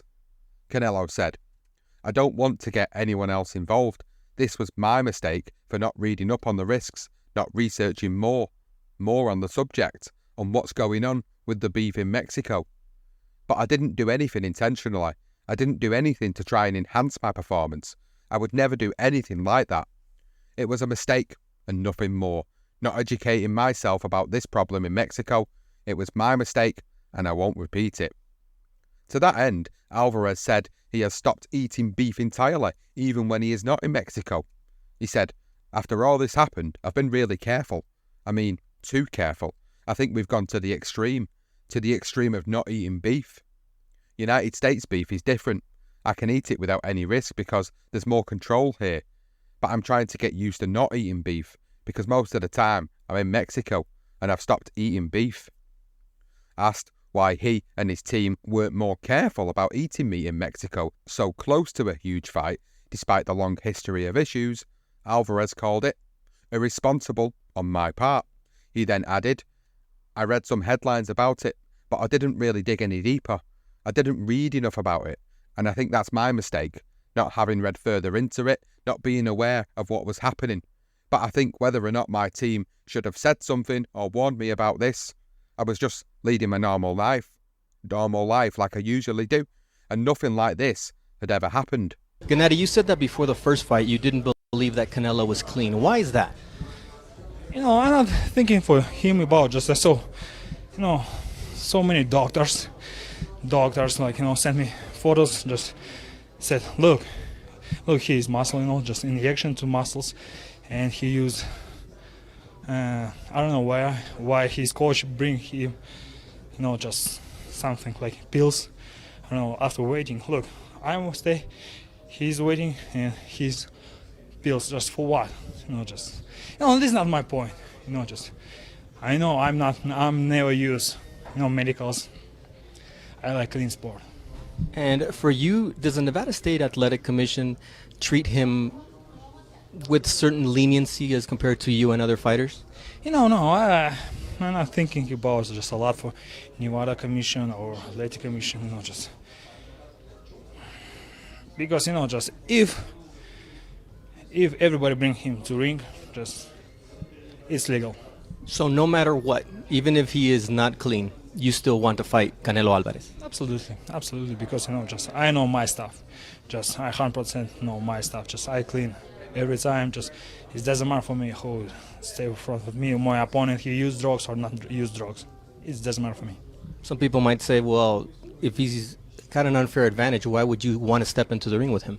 This business not very clean, if commission or just people, his team, bring him, it's okay for this guy, why not? And you saw the marks on his body, or did somebody show you the pictures? No, I saw a couple photos, like 3-4 doctors sent me photos, just videos. He used pills and, just everything, and I know my stuff very clean. And Canelo continued in his defence. He said, it was never intentional. I didn't even know about it. And to be honest, I don't need illegal substances to help me fight. No. All the training I do and the discipline I have, those are what help me in a fight. I've never needed anything throughout my life, and I won't need anything because I'm clean. I'm an honest person, and I do love what I do. I respect what I do. I'd never do anything like that because boxing is my life, and I don't want to give boxing a bad reputation. It's something I love. I wouldn't want my kids to see that, to have that image of their dad. Of course not. I would never do anything like that. Being clean is more important than anything else. Well, Golovkin believes it's all bullshit. Canelo had actually called Canelo a cheater who was attempting to blame the test on bad methods. He was obviously pissed off. He called it a joke and a symptom of more extensive corruption in boxing. He didn't hold back in many interviews throughout this time with different media outlets.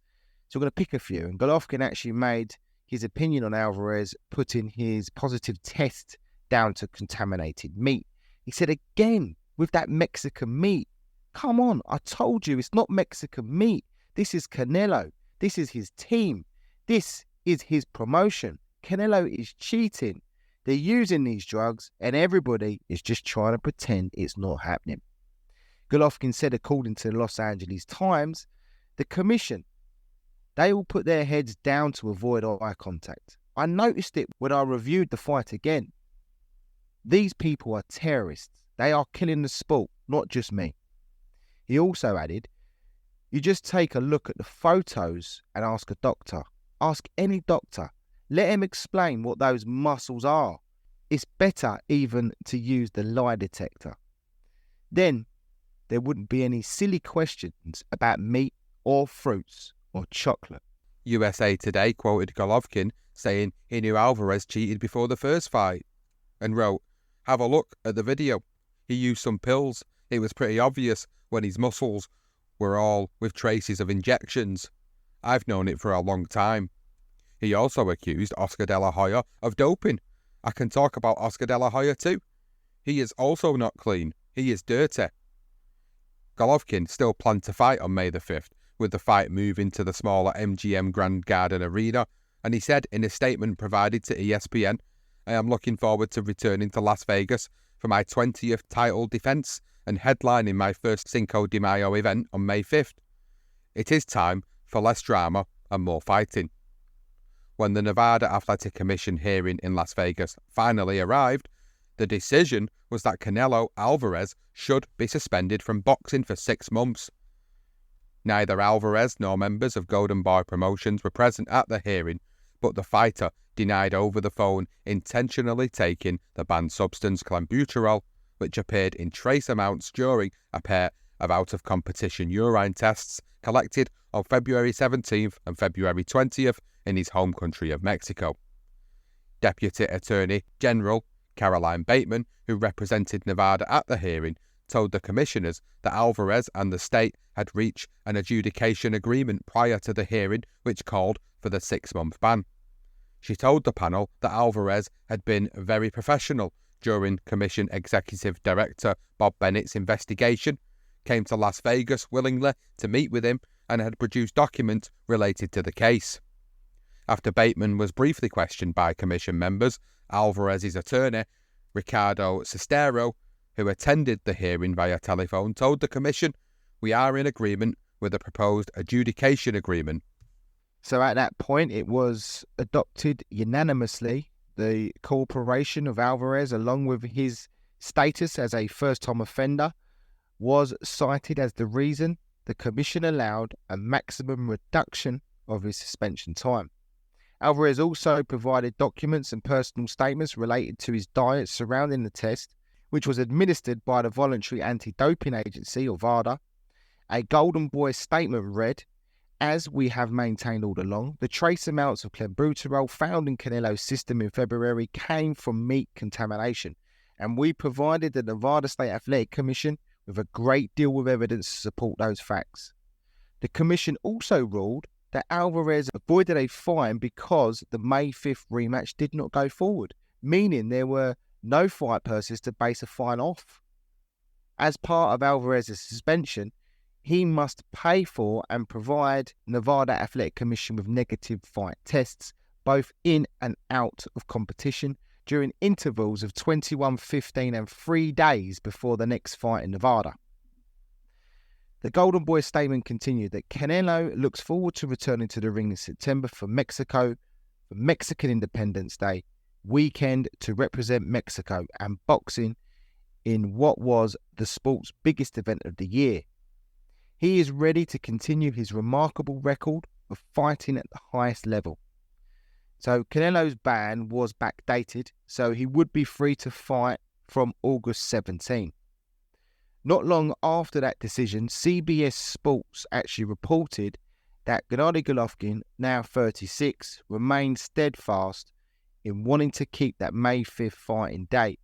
And following weeks of speculations as to whom his opponent was going to be after Alvarez's withdrawal, he agreed to face Vance Matisian at the StubHub Center in Carson, California, in a middleweight title defense that will be aired on HBO.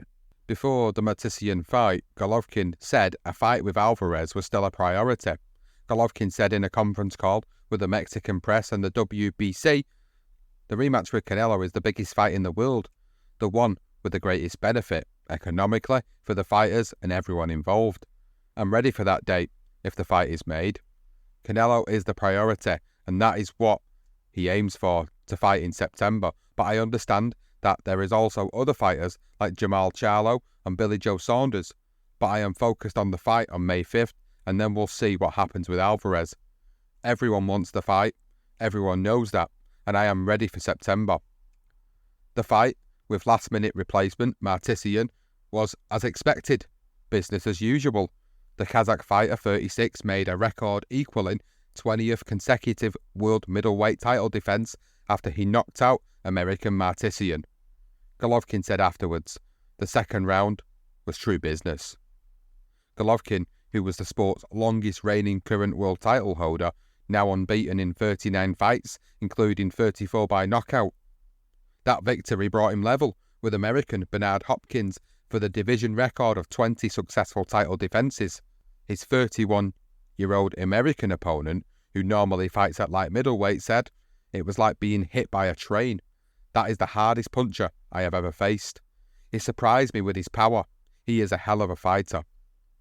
Now, with the Mexican superstar suspension due to end after August 17th, because it was backdated to the first of Alvarez's 2 positive tests, February 17th, and a September date penciled in for the rescheduled rematch, it was just a matter of time before a date and venue would be set for the rematch, but it wasn't a straightforward negotiation.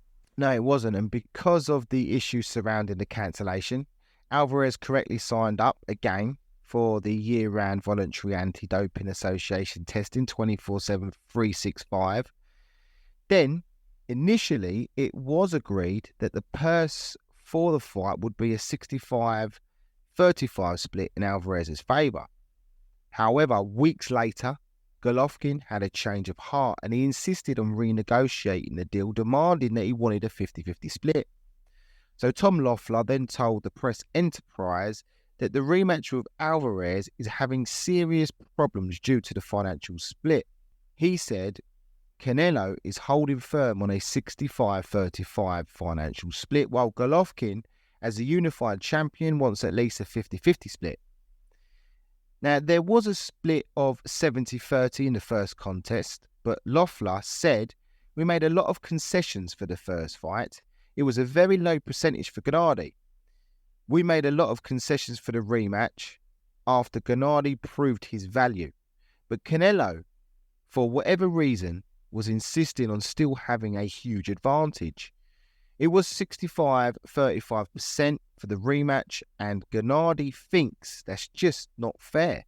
Taking 35% as the champion is just not fair." Well, Oscar De La Hoya then told ESPN.com that he was willing to bend a little bit and eventually increase Golovkin's share to 40%, but Triple G continued to stand firm. At which point, the Mexican's promoter declared that the Canelo train has now left the station and that he was now moving on to try to close a deal for a fight with another opponent. Now, while the fight was in jeopardy, Golovkin was actually stripped of his IBF title for failing to agree to face the mandatory challenger, Sergei Davianchenko, on June 6th. Now, in a lengthy statement, the IBF said that Golovkin had asked in April not to fight Davianchenko as he had already agreed a bout with Martisian in May. The IBF agreed to his request on the requirement that he would fight Davianchenko by August, but because a deal had not been done, they chose to strip Triple G of their title. Tom Loeffler told ESPN, "It comes as a complete shock that the IBF would make a ruling far beyond what the Davianchenko side was asking for. They weren't asking for him to be stripped, they were asking to have their shot at the IBF title next, but they never asked for him to be stripped.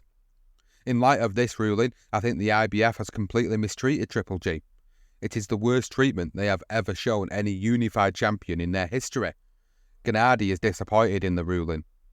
A day after being stripped of the IBF title, Golovkin retracted his 50-50 purse split demand and said he would accept a 45-55 split in Canelo's favour, the same split used for the 2015 Canelo-Cotto fight.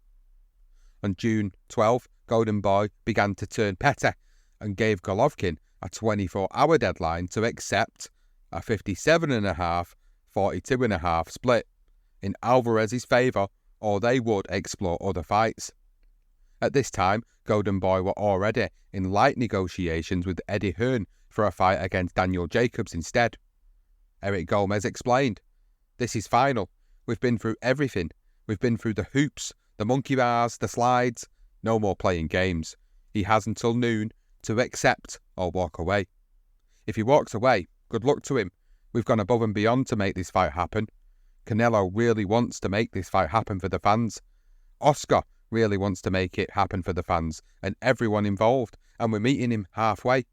Our original deal in May for the rematch was 35% to Golovkin.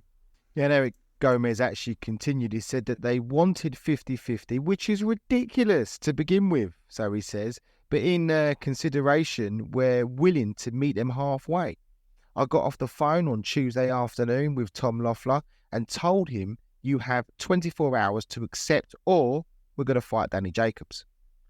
And while Team Canelo kept their options open, so were Team Golovkin, and Tom Loeffler had also been working very closely with Frank Warren to match his fighter with the WBO middleweight champion Billy Joe Saunders for the end of August.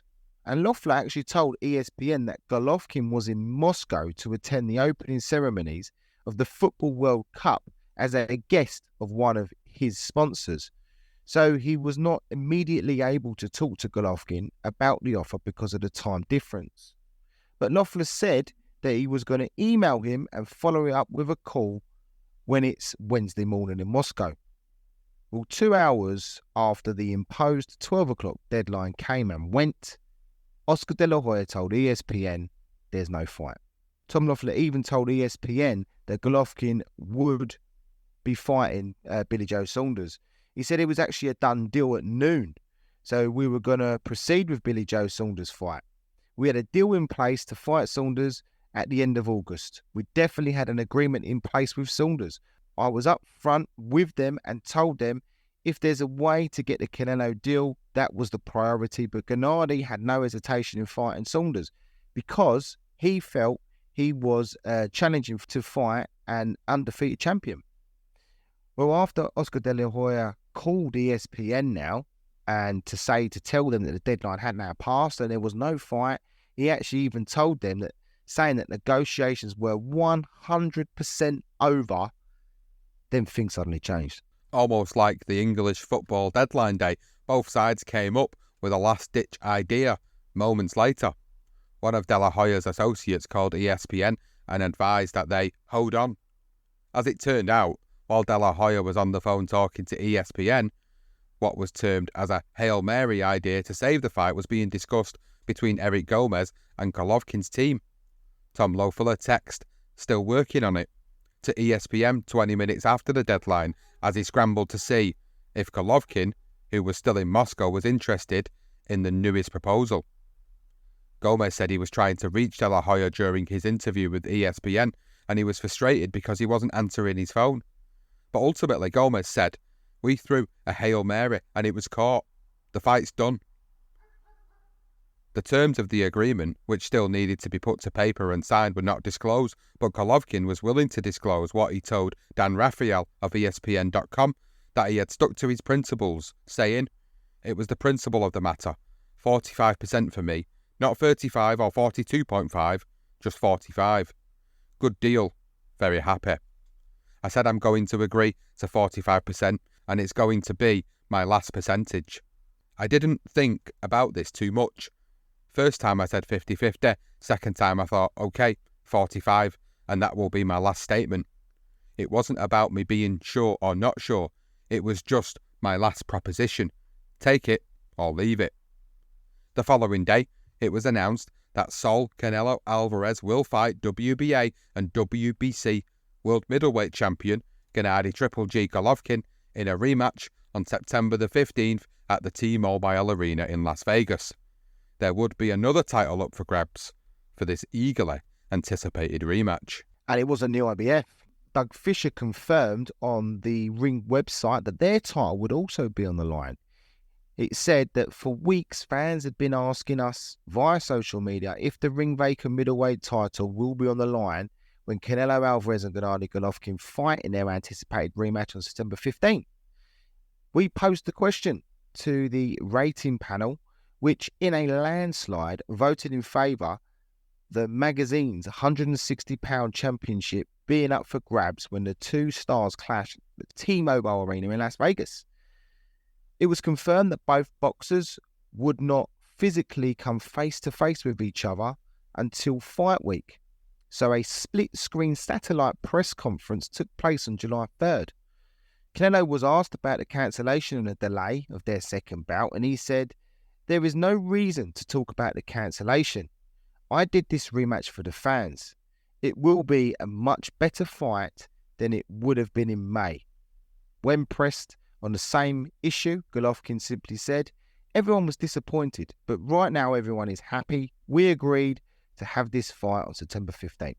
But Golovkin did let out his frustrations eventually. He did say later on, "He's always been the favourite, always had benefits. I don't think I would have had the same amount of benefits as he has. That's why I never use any drugs, because I know there won't be any preferences to me." Well, Gomez responded to those comments and he said, and also other previous comments that he said, "He doesn't sound like a confident fighter. Triple G is trying to find a way out. If he doesn't want the fight, he should just say so. His remarks about needle marks, Oscar, and other lies are outrageous, false, and defamatory, and we will deal with them appropriately. As for Canelo, he is focused on his training. He didn't need any motivation, but now he has it." Alvarez took offence to numerous suggestions and allegations by Golovkin that we read out earlier, and he said, "They can say whatever they want, but I think it's an excuse because he's going to lose on September 15th, and so he's just clinging on to that idea. I think they need to do some research because clenbuterol isn't a steroid. It's not a steroid, and it doesn't help at all. It doesn't help performance, doesn't add muscle, nothing like that. I think they should do some research before talking. They're putting up a lot of excuses because they know he's going to lose on September 15th. Canelo had more fiery words for Triple G, saying, "The little respect I had for Triple G is lost," and further stating that this time it's more personal than the first bout. He said, "It has all changed. They have disrespected me in many ways and it is personal." Golovkin's response was, "I respect fighters of the level of Canelo.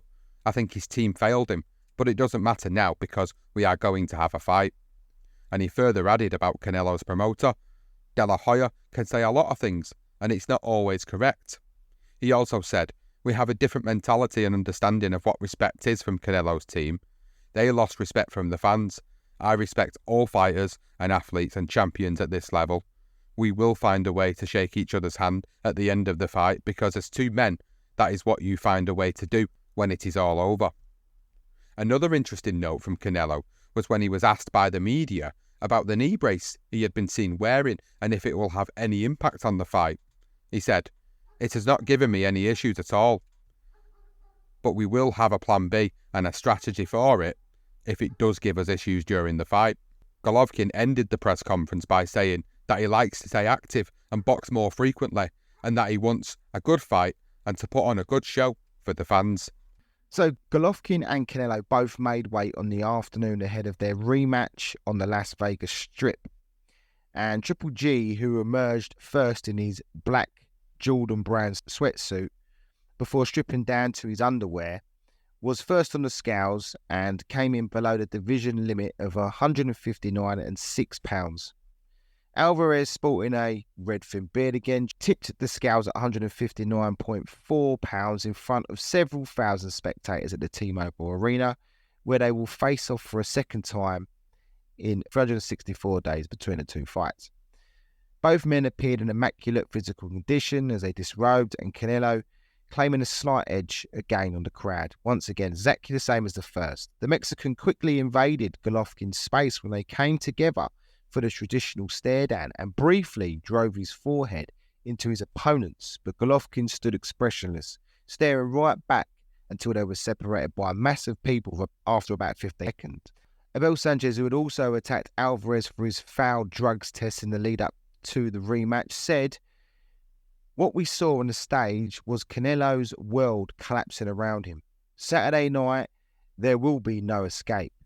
This is the best Triple G I've ever trained. Gennady is trained and is ready to shoot the works on Saturday night." Golovkin said that when Alvarez and his team approached him, all I could feel was fear from them, and I think that they did it so I couldn't look into his eyes, and he couldn't look into mine. Alvarez just brushed it off. He just basically just called it. He was excited by the moment. He said, I got excited and motivated by the fans. And he said, through an interpreter, I defeated the weigh-in, and now it's time to defeat him Saturday night. It's going to be an exciting fight and a big victory. He then added, I didn't like to talk. Tomorrow, I will show you instead of words. Canelo, the best of the best. Triple G, better than the rest. It's the fight of your life. It's time to reign supreme and fulfill all your dreams. This is history. Uppercut, right hand, viciously. Uppercut, hard right hand by Triple G. The rematch is come. Who gonna be the winner? There can only be one rematch. Canelo versus Well, the fight was available for a whopping $84 in HD on HBO pay-per-view, on all major cable and satellite providers in the United States, and on Fight TV streaming services and on Ring TV. This was the last pay-per-view fight actually aired on HBO before HBO ended their boxing coverage in November. The champion typically walked in second, but Canelo had negotiated the right to enter last as the A side of the promotion. Gennady Golovkin received a big ovation when he made the long walk to the squared circle. As always, the White Striped Seven Nation Army was his entrance song, an adopted personal anthem over the past few years. Next, it was Canelo, who entered again to Mexico Lindo and Quindero by Vicente Fernandez, his traditional walkout song. His faithful supporters sang along as the arena was bathed in green and red light. He was wearing a poncho with one of his team members waving a giant Mexican flag in his wake. He was smiling and he looked relaxed. Once the fighters were introduced, they came together at the middle of the ring with their seconds for the final instructions by referee Benji Estevez. So now we move into the breakdown of the second fight between Canelo and Golovkin.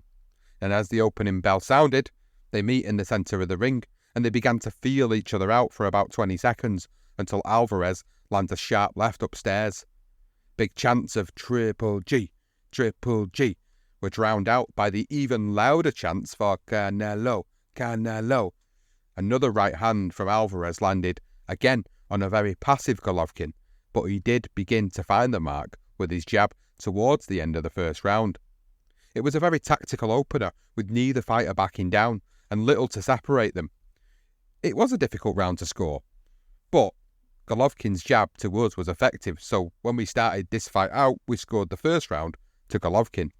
And Golovkin opened the second with a left uppercut, which landed but not cleanly despite the reaction from the crowd. Then a left from Alvarez answered him back. Canelo reeled off the combination and then they began trading. Neither man was giving any ground. That's the one thing you notice in this second fight. Triple G's jab was strong, but a punishing body shot from Alvarez was the best punch of the fight so far. Canelo's speed was evident with the combination punching, and Triple G needed to do more work to the body. Alvarez was the busier fighter early in the third round. He wasn't landing a whole lot, but he kept Golovkin off balance. It was high quality stuff between the two top operators, and 3 very, very close rounds. Neither fighter's back had touched the ropes after 3, and the fourth round was no different. A thudding uppercut by Golovkin rocked Alvarez and prompted a roar from obviously the pro-Mexican crowd, and he followed that up with 3 straight jabs. Canelo missed, and Golovkin made him pay with a short left also in that round. Both landed on the body, but it was a clear Golovkin round for me and us. The champion continued to score at will with that left jab in the 5th and landed a sharp combination for good measure. Alvarez snapped Golovkin's head back with a left jab and varied his attacks. Golovkin's work rate started slow while Canelo refused to back down. In his clearest round yet. Moving into the 6th round, and Alvarez continued to press, but Golovkin's jab was still causing the Mexican problems. Triple G then snapped Canelo's head back, but Alvarez came back with a thudding hook to the body. Canelo landed a good 1-2 combination late in the round, but Golovkin continued to do a good job of making him miss. And again, like the first fight, after 6 rounds, we had it even at 3 apiece. The 7th was another razor-thin round. Golovkin kept working the jab and making Canelo miss, but wasn't throwing enough combinations, while Alvarez was the one pushing the pace, countering and landing a couple of power shots. Golovkin connected with a left hook and an uppercut early in the 8th, but Canelo came back with a hook and sharp right. Triple G returned to his trusted jab as Mexico chants rang through the arena. Canelo was scoring more on the inside and caught the champ with a flush left hook on the jaw. Golovkin looked to be showing signs of fatigue, while the Mexican appeared to take command. It was an even fight on our card, with 4 more rounds to go. Golovkin outworked Canelo in the first minute of the 9th round, and as Alvarez slowed down, there were some great exchanges in the middle of the ring after Triple G seemed to get the better of the exchanges. The Kazakh worked harder and deserved the round, although he had to take a step back and take a deep breath at the clapper.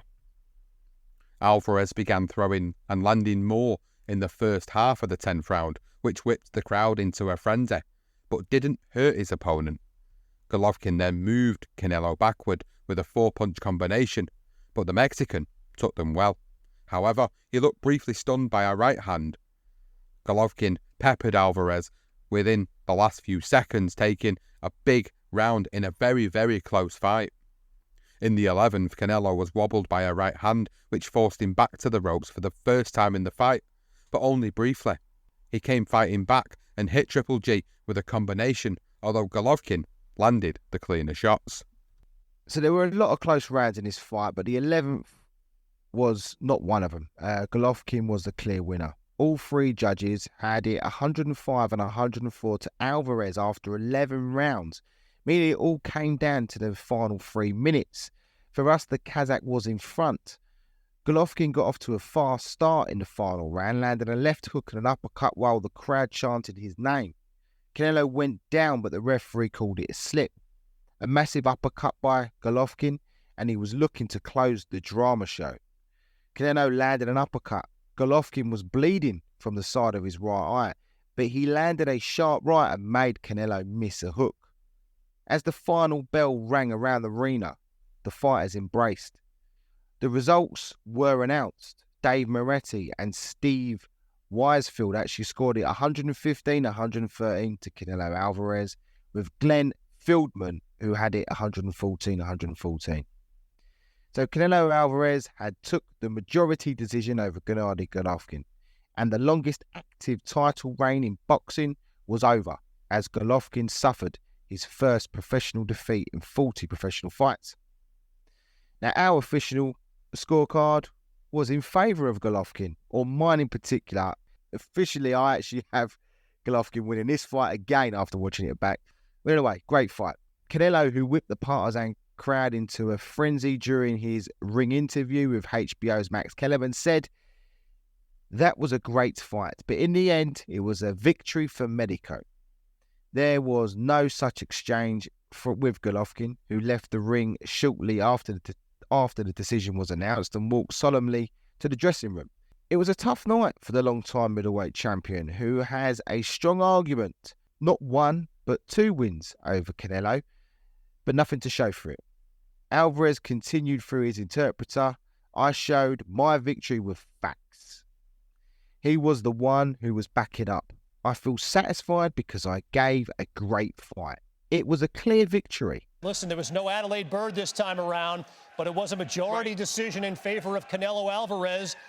Did the judges get this right? Well, I don't think so. I respectfully disagree with the decision. I thought it was a very, very tight and close fight, but I thought Triple G won 6 rounds to 5 rounds, with the 6th round being even. Canelo was the constant aggressor throughout the night, but I thought he missed more in this fight than he did in the first fight. I thought that Triple G utilized his jab effectively, had enough power shots, connected more from a volume perspective, and I thought that's why he won this fight.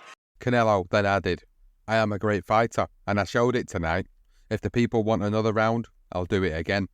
But for right now, I will enjoy time with my family. The CompuBox results showed that Golovkin threw and landed more punches but Canelo landed at a higher percentage. Golovkin came on strong in the second half of the fight, landing 70 power shots over the last 6 rounds after only 46 in the first half of the fight. Now, if there was any controversy to be had in this fight, maybe it's the fact that Dave Moretti and Steve Weisfield actually found a way to award that last round around that really is a clear Golovkin round to Alvarez. Now, Golovkin didn't take part in the post-fight interview, and he made his way backstage where he received stitches for a cut over his right eye. He later responded to the defeat, and he said, "I'm not going to say who won tonight because the victory belongs to Canelo, according to the judges. I thought it was a very good fight for the fans and very exciting. I thought that I fought better than he did." Asked if he would be interested in a third fight with Canelo, he said, "Under the right conditions, yes." It was reported that Golovkin received 8 stitches for a 5cm cut along his right eye. Abel Sanchez said, "We had a great fight, the one we expected the first time around. I had it close going into the 12th round. We had good judges who saw it from different angles.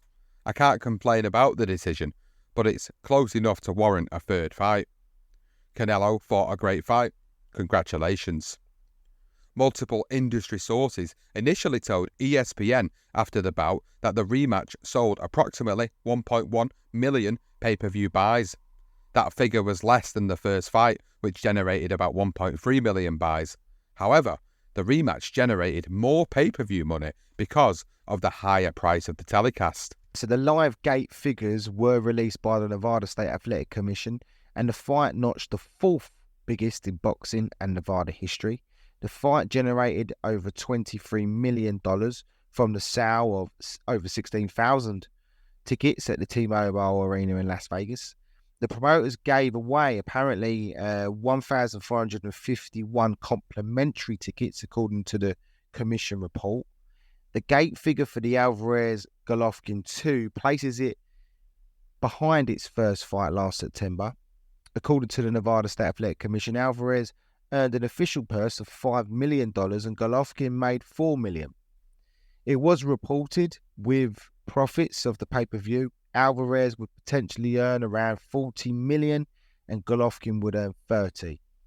The following month, Canelo Alvarez signed a 5-year, 11-fight contract worth at least $365 million with the sports streaming service DAZN. The deal was the biggest in sports at the time.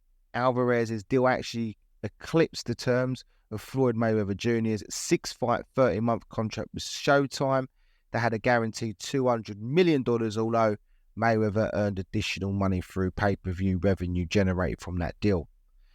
In December 2018, Alvarez moved up to the super middleweight division for the first time in his career to take on Liverpudlian Rocky Fielding. Alvarez did exactly as was expected of him. Against an overmatched opponent, he wasted little time and he closed the show early. The 28-year-old dropped Fielding, who held the WBA super middleweight title 4 times in a little over 8 minutes to win by a 3rd round stoppage at Madison Square Garden. He then joined an elite group of Mexican fighters to capture the world titles in 3 different weight classes before a sold-out crowd of just over 20,000. After the win, Canelo said of Golovkin, "For me, I feel like on September 15 I showed that I was the best. But it was 2 great fights, and if the people want it, we can make it."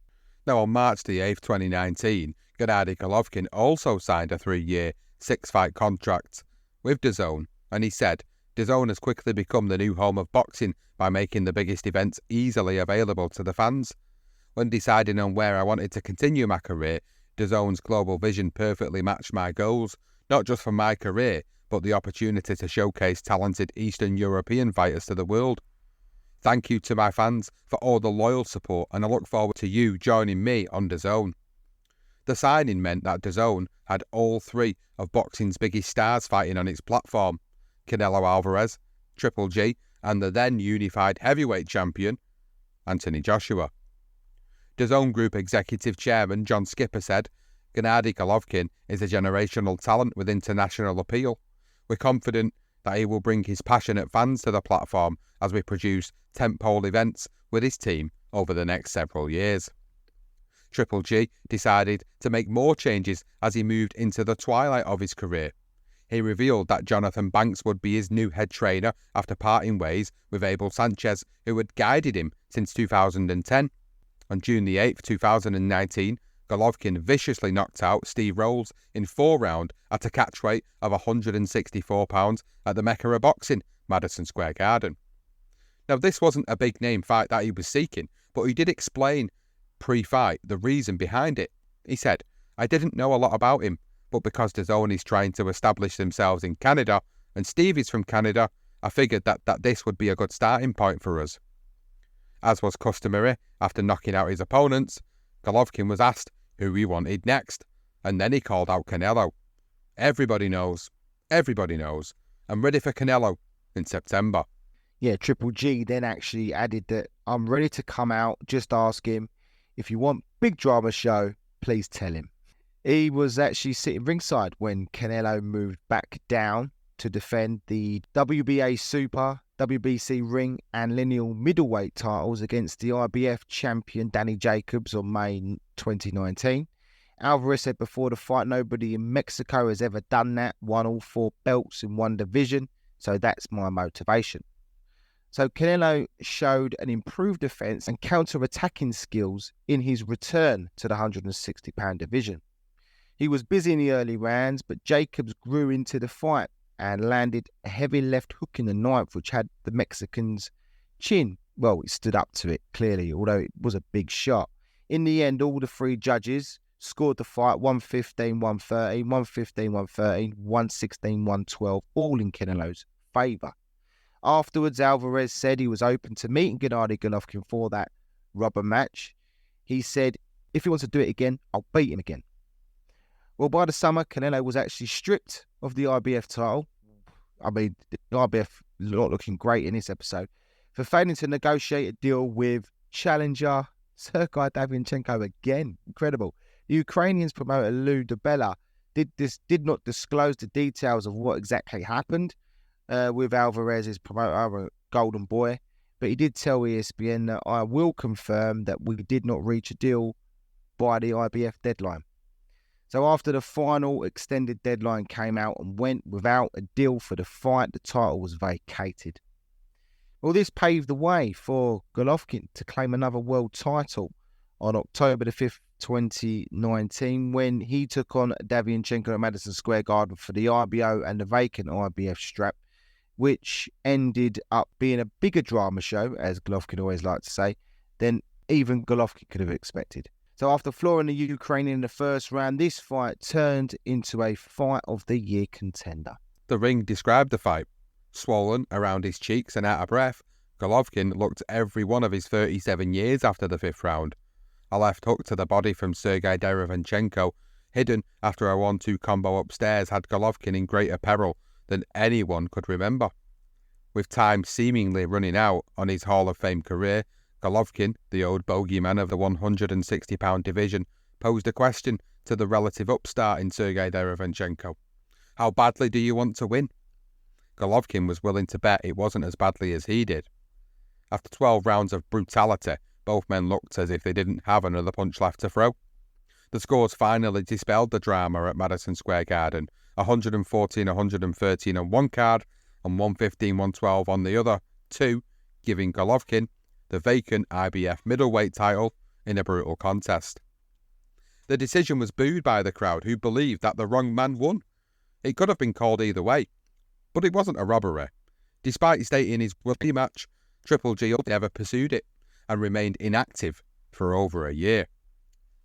Now, while Triple G went life and death with Derevanchenko, the Mexican superstar Canelo decided to move up not 1, but 2 weight classes to challenge the WBO light heavyweight title holder Sergey Kovalev on November the 2nd, 2019 at the MGM Grand Garden Arena in Las Vegas. Now, the Russian was in control for the majority of the fight as he worked behind the jab and limited the much smaller challenger. But the conclusion was conclusive. Canelo produced a sensational left hook straight right combination to prevent any potential controversy and knocked out Kovalev in the 11th round, becoming a 4-division world champion. For his 2019 campaign, Saul Canelo Alvarez was named Fighter of the Year by the Ring magazine, ESPN, Sports Illustrated, and the Boxing Writers Association of America. Well, neither fighter would fight for a whole year due to the COVID pandemic, bringing a halt to all sports around the world. And on November 2020, sports media reported that Mexican boxing star Saul Canelo Alvarez has reached an agreement with Golden Boy Promotions and DAZN to be released from his $365 million contract. Alvarez, a 4-weight world champion and considered one of the sport's pound-for-pound kings, filed a civil suit against his promoter and broadcast partner in September over their alleged failure to deliver on the terms of their Mammoth 11-fight deal, which was signed in 2018. At the time, ESPN reported the agreement was the richest athlete contract in sports history. The 30-year-old has not fought since November 2019, when he knocked out the light heavyweight champion Sergey Kovalev. Since then, Alvarez, Golden Boy, and DAZN have been unable to agree on the Mexican's next opponent and the salary for the bout. Now, following negotiations, representatives of Alvarez and Golden Boy have confirmed an agreement had been reached to release the Mexican from his contract with immediate effect. Now, Gennady Golovkin made a successful defence of his IBF and IBO middleweight titles with a 7th round stoppage against Kamil Zerazameta in Florida on December 18, 2020. So Golovkin dropped the Polish man to the canvas at the end of the first round and then scored another knockdown in round 2 with a right hand, followed by 2 more knockdowns in rounds 4 and 7. He demolished the poor Polish fella. Well, Eddie Hearn told DAZN in a post-fight interview he's got plenty more gas in the tank. The most exciting boxer in world boxing still. Devastating power in both hands. We want to see him in the mega fights next year. Golovkin told DAZN that the late finish was planned. He said, I feel my jab, I feel my power, I feel my time and my distance. I need a little bit more time. Okay, if I'm finishing in the second round, maybe too early. I want to bring more people to TV. So he delayed the finish. Love this guy. The following day, Canelo made his return to the ring against Liverpudlian Callum Smith in Texas in a one-sided performance. Alvarez became the unified world champion at super middleweight, battering Smith from start to finish to win by unanimous decision 119-109, 119-109 and 117-111. Alvarez said through an interpreter at his post-fight interview, Smith is a great fighter, but as you see, I did a great job. I'm the best in the world. I showed what I am. I feel great at 168 pounds. I don't want to fight with the scale. I want to unify. I want all the belts. It doesn't matter who is there. Canelo then added, I don't run from nobody. I fight against the best. If Golovkin wants to fight, I'll take it. I fight against the best. I feel more mature. I feel better. In January of 2021, Eddie Hearn announced the signing of Canelo to a 2-fight deal with Matchroom Boxing, beginning with his February 27th defence against Anvi Yildirim, who he stopped in 3 rounds. The second fight of this 2-fight contract was against the WBO super middleweight champion Billy Joe Saunders on Cinco de Mayo weekend. In front of a record-breaking crowd of 73,126 for boxing attendance at an indoor arena in the United States, Alvarez won via an 8th round corner retirement when Saunders' team threw in the towel due to him having suffered a fractured orbital bone. In the immediate post-fight press conference, Canelo was confronted by the then undefeated WBO middleweight champion Demetrius Andrade, who asked him when they were going to fight before accusing Alvarez of ducking him. The Mexican responded to him in English, calling him a horrible fighter and criticising his CV. Man, you fight with nobody. You are a champion, but you fight with nobody. Before Andrade was actually removed from this press conference, Alvarez told him, get the fuck out of here. Please get the fuck out of here, get the fuck out of here, because I'm going to fuck you up right now, motherfucker. Well, Eddie Hearn then extended his contract with Canelo and arranged a fight with the unbeaten IBF super middleweight champion Caleb Sweet Hands Plant on November the 6th, 2021. The Mirror actually reported on the eventful press conference when they were promoting the fight. It said that Plant and Alvarez had an intense stare down in Las Vegas, but things got physical when punches were thrown in a melee in front of the media. Canelo and Plant first exchanged words in a heated interview between the pound-for-pound king, who then pushed his opponent during the face-off. Plant then threw a punch at the unified champion, which sparked a furious brawl where Alvarez appeared to cut his opponent as further shots were landed. Eddie Hearn commented that it was just an embarrassing for Caleb Plant, to be honest with you. And for his antics, well, Plant was punished in the ring severely, as well as Alvarez literally turned in a masterful performance before scoring a sensational 11th round knockout. He retained his WBA, WBC and WBO world titles while violently taking Plant's IBF belt to become the first undisputed super middleweight champion before a sold-out crowd, overwhelmingly pro-Alvarez crowd of over 16,000 at the MGM Grand Garden Arena. And afterwards, Canelo said, "This means so much to the history of Mexico to become an undisputed champion. There are only 6 undisputed champions in history in the 4-belt era. It keeps me happy and very motivated to be one of the 6. Well, on February the 25th, 2022, it was announced that Alvarez had signed a 2-fight deal once again with Matchroom Boxing. So the first fight of this deal would now see Alvarez returning to the light heavyweight division to face the WBA super light heavyweight champion, Dimitri Bivol. Now, before returning to the super middleweight division to then face Gennady Golovkin. For Canelo Golovkin 3 to take place, not only would the former have to beat Bivol, but Triple G will first have to overcome WBA 160-pound titleist Ryota Murata in their rearranged middleweight unification in April. The following month, Sky Sports reported that Gennady Golovkin's middleweight title unification bout against Murata had been rescheduled for Saturday, April 9th in the latter's home country of Japan. The contest is officially back on, having originally been set for December 29th before being postponed as a result of the Omicron outbreak. Golovkin will put his IBF and IBO world title belts on the line against the 2-time WBA middleweight champion Murata, knowing a potential third meeting with Canelo Alvarez awaits, should he come out on top. The fight is due to take place at the Saitama Super Arena in Saitama, and Golovkin said, "I am glad that the date has finally been set. I would like to express my gratitude to the organisers from Japan for their hard work and full support of the upcoming unification fight. Ryota Murata is an outstanding champion. I believe that boxing fans from this beautiful country and around the world will see an exciting event. I look forward to getting back in the ring and bringing the big drama show to Japan." After a 16-month hiatus from the ring, Triple G weathered an early storm from Murata to unify the IBF and WBA middleweight titles with a 9th-round stoppage over the brave Japanese fighter. Now, all paths led to the rubber match after Golovkin did his part, but of course it was down to Canelo to get past the WBA light heavyweight champion Dimitri Bivol. Now, all paths led to the rubber match. After Golovkin did his part, it was now down to Canelo to get past the WBA light heavyweight champion Dimitri Bivol, which was no easy task. There was controversy before either man entered the ring, as explained by Alan Hubbard for Inside the Games. A ban on Russian professional boxers taking to the ring has been called for.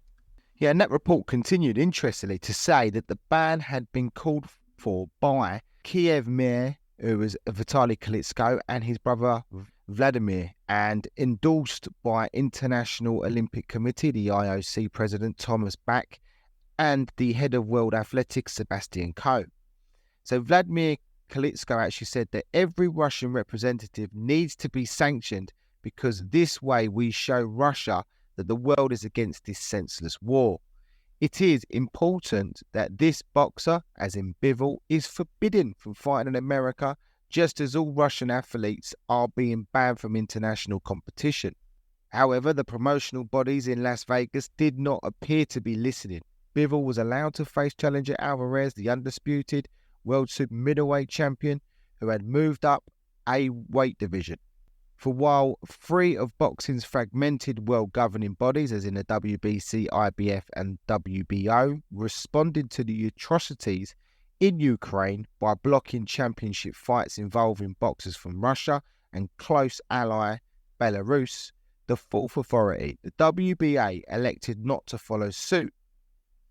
Instead, it released a 9-point plan in pursuit of peace, which ultimately gave Bivol, who holds a WBA belt, his $1 million payday that permitted there was no use of Russian flags or the national anthem, while Bivol could not peak out in favour of the war. Well, as we know, the fight did go ahead as planned, and the Ring magazine wrote that Bivol controlled the distance, displaying a smart punch selection, setting and keeping a fast tempo, all the while outworking the crowd favourite without getting too greedy. Bivol continually beat Alvarez to the punch with a fast right jab salvos while avoiding any trap the experienced veteran tried to lure him into. When Alvarez retreated to the ropes and covered up or dared Bivol to attack, Bivol wisely remained out of Alvarez's reach while nailing him with jabs and 1-2 combinations. Bivol was not only the bigger and busier fighter, he was the faster and the smarter boxer. Bivol was the ring general against a man who is used to being in command at all times during a fight. But Alvarez was out of ideas, the ring added. He looked tired and frustrated by his inability to hurt Bivol or even slow down the bigger man's jab by aiming punches at his left bicep. Bivol blocked power punches to his head as well as Alvarez did, but he was able to slip jabs and straight rights through Canelo's high guard. By round 11, Alvarez's frustration was so exacerbated he tried to body slam Bivol during a clinch. The Russian went on to take a unanimous decision victory over Canelo at T-Mobile Arena in a masterful boxing exhibition against the Mexican star, which sent shockwaves through the boxing world. The 31-year-old Canelo said afterwards, "He's a great champion. Sometimes in boxing, you lose. I lost today and he won. He's a really good fighter. He manages distance very well and he has a good jab. I also felt his power. No excuses. He's just a great fighter." He then later claimed, and from behind sunglasses to cover the swelling around his eyes, "I lost maybe 4 or 5 rounds, but I definitely didn't lose the fight. Maybe the weight was a slight issue that made me feel not 100%. Now, even though he lost the fight, the Mexican star was still able to move back down to 168 pounds super middleweight division to defend his undisputed title in the rubber match against Golovkin, rather than exercise his contracted rematch clause to fight Bivol again. Alvarez said, "I feel very happy and proud to be able to give the best fights, and this fight won't be an exception." Matchroom Boxing would promote the Canelo vs Triple G trilogy fight, which Eddie Hearn called the biggest fight in boxing. Yes, Eddie Hearn then added that "I am delighted to get this made for September the 17th. There are 2 men that bitterly dislike each other and want to end this incredible series with a blistering KO. I truly believe this will be the most thrilling fight between these 2 great champions, and it will be fireworks from the first bell to the last man standing." Golovkin simply said, "I hope to see you on September the 17th. Very few fights can be called super fights. This is one of them. Both men are firing what they've got. This is a draw. There has to be a rematch. And new WBC. There's a score to settle. There's real bad blood here. Everybody wants to fight, right? He took a lot of shit. I don't want talking with him. I want to fight.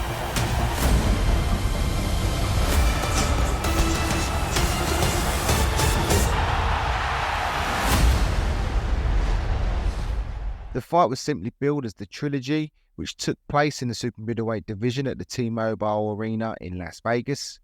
Gennady Golovkin, who was making his debut at 168 pounds. He did fight in a catch weight before this, but this was pretty much his debut fight for all the titles. He was also the first to make his way to the ring, entering once again to the White Stripes 7 Nation Army. Triple G was quick into the ring, wasting no time. The undisputed super middleweight champion entered the ring next to his usual anthem, his Mexican song, as usual, traditional walkout song, accompanied once again by the Mexican singer Alejandro Fernandez, with a full band playing above the tunnel. Unlike Triple G, Canelo took his time when he walked to the ring. Their third fight was nowhere near as good or close as the first two. So rather than go through it round by round, we spent a bit of time trying to figure out the most accurate description of this fight, the best, most accurate description of this fight. And we found the one written by Donald McRae of The Guardian. And this is what we're going to use to describe this third fight, because it describes it quite perfectly. So Donald McRae for The Guardian wrote, Alvarez was too young, too strong, and too driven for Golovkin. A once great world champion who is now a 40-year-old man in the unforgiven ring. Beneath the glaring lights and the percussive impact of Alvarez's power punching, Golovkin cut a subdued figure from the outset of a one-sided contest. He was unable to impose himself, and especially in the first 7 rounds. He looked a disconsolate version of the previously formidable middleweight champion who dominated his division for so many years. In contrast, Alvarez set about his work with fire and force. He was aggressive, if occasionally wild, and he pushed back Golovkin repeatedly. By the end of round 5, the older man looked lonely on his stool in the corner, his face reddened and swelling forming beneath his right eye. Alvarez continued to land the meaningful punches, and it looked as if Golovkin would need to rely on all his considerable bravery to survive a slow and methodical beating. But to his credit, Golovkin dug deep within himself, and there were fleeting bursts of effective work from him. Alvarez was dragged into a real fight in the 9th and 10th rounds, when finally Golovkin let his hands fly. He fought with real purpose and resolve for these 6 minutes because, unlike the hapless judges, he realised he required something special to try to change the pattern of the bout. Golovkin landed some stinging blows, even backing Alvarez up against the ropes. But in those tightly contested exchanges, Alvarez still fired volleys of punches in return. Both rounds could be awarded justifiably to Golovkin, but they were his only real success of the night. He tried to build on that momentum, but in the last stretch of the fight, Alvarez cruised comfortably home. Despite the caveats of Golovkin's age and disappointing performance, he can claim this victory as one of his most satisfying in a professional career which began when he was just 15 in 2005. Alvarez was declared the rightful winner by a unanimous decision, defending his undisputed super middleweight title. Not so expected, the scores were much closer. Dave Moretti had it 116-112, while Steve Weisfeld and David Sutherland each turned in cards of 115-113. After the result was announced, Alvarez and Golovkin embraced in the centre of the ring and shared a moment together. Well, in that moment's embrace, Alvarez said in English, "Thank you so much, my friend. Thank you forever. We gave the fans 3 good fights." Canelo, at 33, was 8 years younger than Golovkin, and the difference in age was obvious on a painful night for the older man, who admitted, "You lose one punch, you lose the fight. Look at his face, look at my face. We're like this because it was a high-level fight, because we trained well, and we did a very good quality fight. This fight was more tactical, like chess. Today, Canelo was better." Asked if he would continue fighting, he said, "Absolutely. I have a great plan. I have a lot of appointments. Congrats today, Canelo. I come back, guys. I'm still champion. I want to shake hands with Canelo. If you don't understand, you don't understand anything." Alvarez said, "Thank you so much for your support. I've gone through very difficult things in my life. Only thing you can do is continue to move forward. I've gone through difficult times with my defeat, but defeats can show how you can be great, how you can come back and show humility."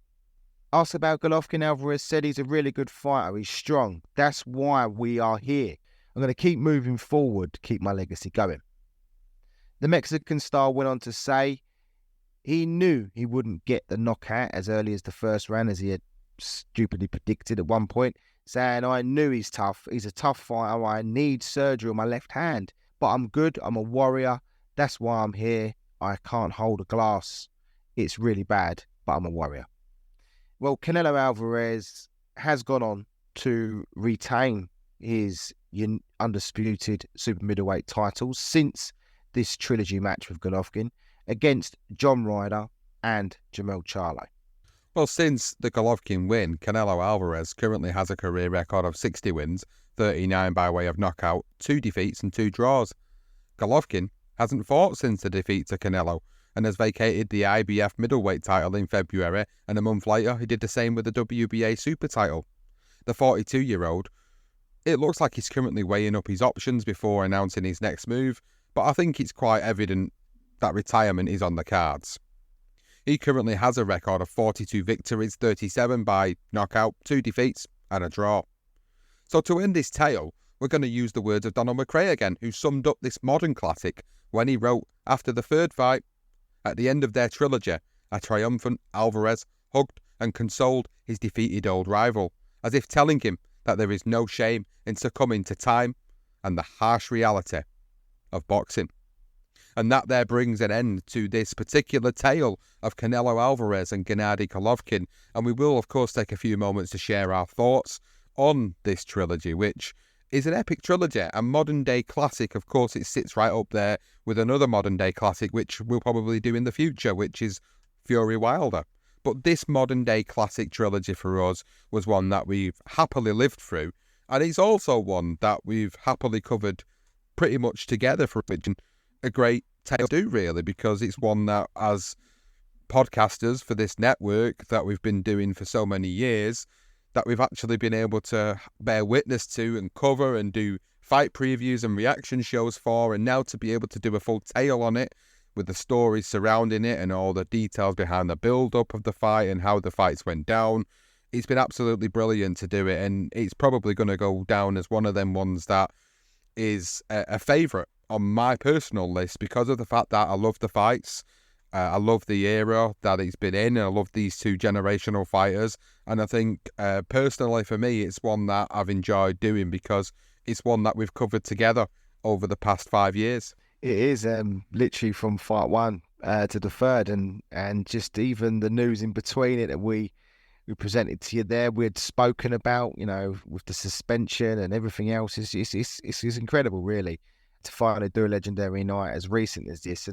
And we were contemplating doing this last year when we was doing legendary nights, but it hadn't been complete, and we always knew there would be a trilogy fight, and I think we always deep down knew that it was going to end the way it was. I sort of hoped that with it being sort of the last hurrah for me for Golovkin, I thought it'd be able to his aging body, I thought he could really maybe produce the goods, but it was unfortunate. You know, the third fight, you find that with these trilogies, the amount of times we've done these legendary tales, and it's always the third and sometimes the fourth fights that are just not as good. It's just, you know, the punishment that fighters have taken at that point, it's inevitable that it's going to take its toll, and I think that was the case with Golovkin. And it was so elegantly reported there by McRae for The Guardian. I thought it was splendidly written.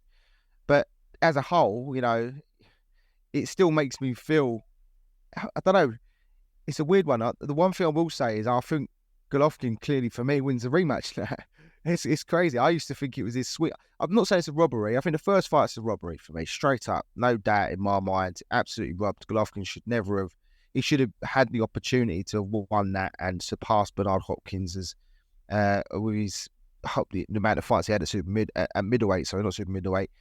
And he could have done that, and I think he got robbed of that. I think Adelaide Bird's card was disgraceful. I think he should have won the fight. It's clear as day. Even giving swing rounds to Canelo still makes no difference. Golovkin wins that first fight. And watching back on the second fight, I think Golovkin wins it by a round or two. And I used to say, could go either way. I still wouldn't necessarily say it's a robbery. I still can't see how Canelo wins that second fight. The only difference with that second fight is Canelo doesn't back down as much. He has moments where he touches the ropes, but nowhere near as the first. But it still gets outdone. I still feel he gets outgunned. So, for me, the one thing I will say is Actually, Golovkin wins the second. No doubt about the third, Canelo wins that. And the other thing I will say is I've always given Canelo a hard time about this drugs thing. And I still will, because I still believe that it was negligent of him. But after doing the research on this and reading all the interviews, I'm going to just side with the fact that it was a mistake. He hasn't been caught since. And I think some of the comments from Golovkin were a bit out there, probably because he was pissed off. But either way, I still feel that I'm not going to discredit Canelo as much as I had. So I've learned from this, and I'm going to say, do you know what? I know he got found out, but I don't think it was as much of a blatant cheat as some of the other professionals. I'm not saying he's never done it before or anything, but it's helped me to give him a bit more credibility. That's what I'm going to say.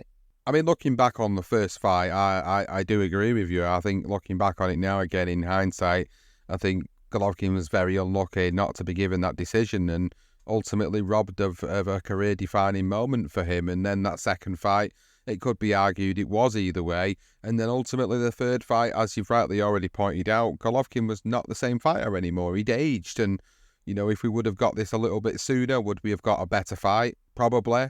Would Golovkin have won? Would it have made it a better fight for Golovkin to potentially win? Possibly. But we're never going to know that now. And ultimately, what we did get out of it was a fantastic trilogy overall. And two of the best and most dominant fighters of the last 20 years go head-to-head, and that's what the sport's about, and sometimes doesn't always happen. Two of the best going head-to-head, two generational fighters going head-to-head, formidable fighters going head-to-head, and what it proved is that Canelo, as a fighter in general, when he retires eventually, when he calls time on his career, and people look back on this time in boxing history, they will appreciate him as a fighter, and the same with Golovkin, as much as we appreciate those fighters that we cover from many, many years before our time as well. And I think people will look at that in hindsight and go, do you know what? These two were absolutely once-in-a-generation fighters of their time. And it's been great to cover it. It's been great to cover the stories behind it. I've really enjoyed it. Obviously, we had to talk about the clenbuterol scandal because that was a big part of this whole saga. And you know, one thing that I was surprised about is sort of your change in opinion, Johnston. You know, that we've always been quite sort of firm with that. And I think when you've done the research for it and you've gone back and you've looked into it further and you've started to make the comparisons to other issues that have gone on within the sport as of recent times in terms of drugs testing and failures and what's been happening, I think really when you do look back on this particular one in hindsight, it seems a little less of an evil than what the others do in comparison to what we've seen recently. So I'm not condoning, you know, what actually happened. It was a mistake that was made and that should have been picked up on. And like you've rightly pointed out, it's not been a problem since for him, and he's continued to go on throughout his career. And he's recently just announced that he's going to box for another 5 years. So we're going to get Canelo till he's, 40 years old and still cracking around. So, you know, the future does kind of look bright for big fights with him at the moment. And I suppose why would you retire at this stage when you are one of the big faces of the sport who's going to be pulling in a lot of money for every fight he contends with? As we record this episode at this moment in time, we were hoping for him to fight another big Mexican star in David Benavidez, but it looks like at this moment he's going to be fighting the other Charlo brother in Jamal Charlo. So by the time you listen to this, you might have already done that and beaten him and moved on, and you might even listen to this and it's a year after release. Maybe Canelo has fought David Benavidez at this point. Maybe he's beat him, or maybe he's lost. We'll truly never know until that time comes around. But for this episode, guys, we hope you've enjoyed this particular tale between Canelo Alvarez and Gennady Golovkin. And if you have, please go online and let us know by tweeting us at Legend Night Pod or at BTR Boxing Pod, or you can find us on any social media platform by typing in BTR Boxing Podcast Network. If you've not already subscribed to us, you can find us by typing in the Legendary Nights Podcast or BTR Boxing Podcast Network. Again, we are on all available podcasting platforms out there. We do also post the audio to the YouTube channel as well. If you do consume the episodes that way, we do always post them up there as well. Please, if you see any of the promotional videos for this episode out there, make sure you've tweeted it. If you haven't done it and you're now listening at this point, make sure you go back and do it because it really does help us. And if you're listening and you are listening via Spotify, please leave a comment below in the box when it asked about what you thought of the episode, because we really do appreciate all the comments that people put in their little box to tell us what they've actually thought about it. A big shout out has to also go out to the patrons of this podcast who subscribe to us separately through patreon.com. They have had early access to this episode. They've had it completely ad-free, and we hope you guys have enjoyed it, because your support is absolutely invaluable to us. We really do appreciate it. If you're not a patron and are interested in looking at what else we can offer to you guys as listeners to this show, please visit us at patreon.com/BTR Boxing Podcast. But that is it for this particular tale. It's been an absolutely thoroughly enjoyable episode of the Legendary Nights podcast, the tale of Saul Canelo Alvarez and Gennady Golovkin on the BTR Boxing Podcast Network.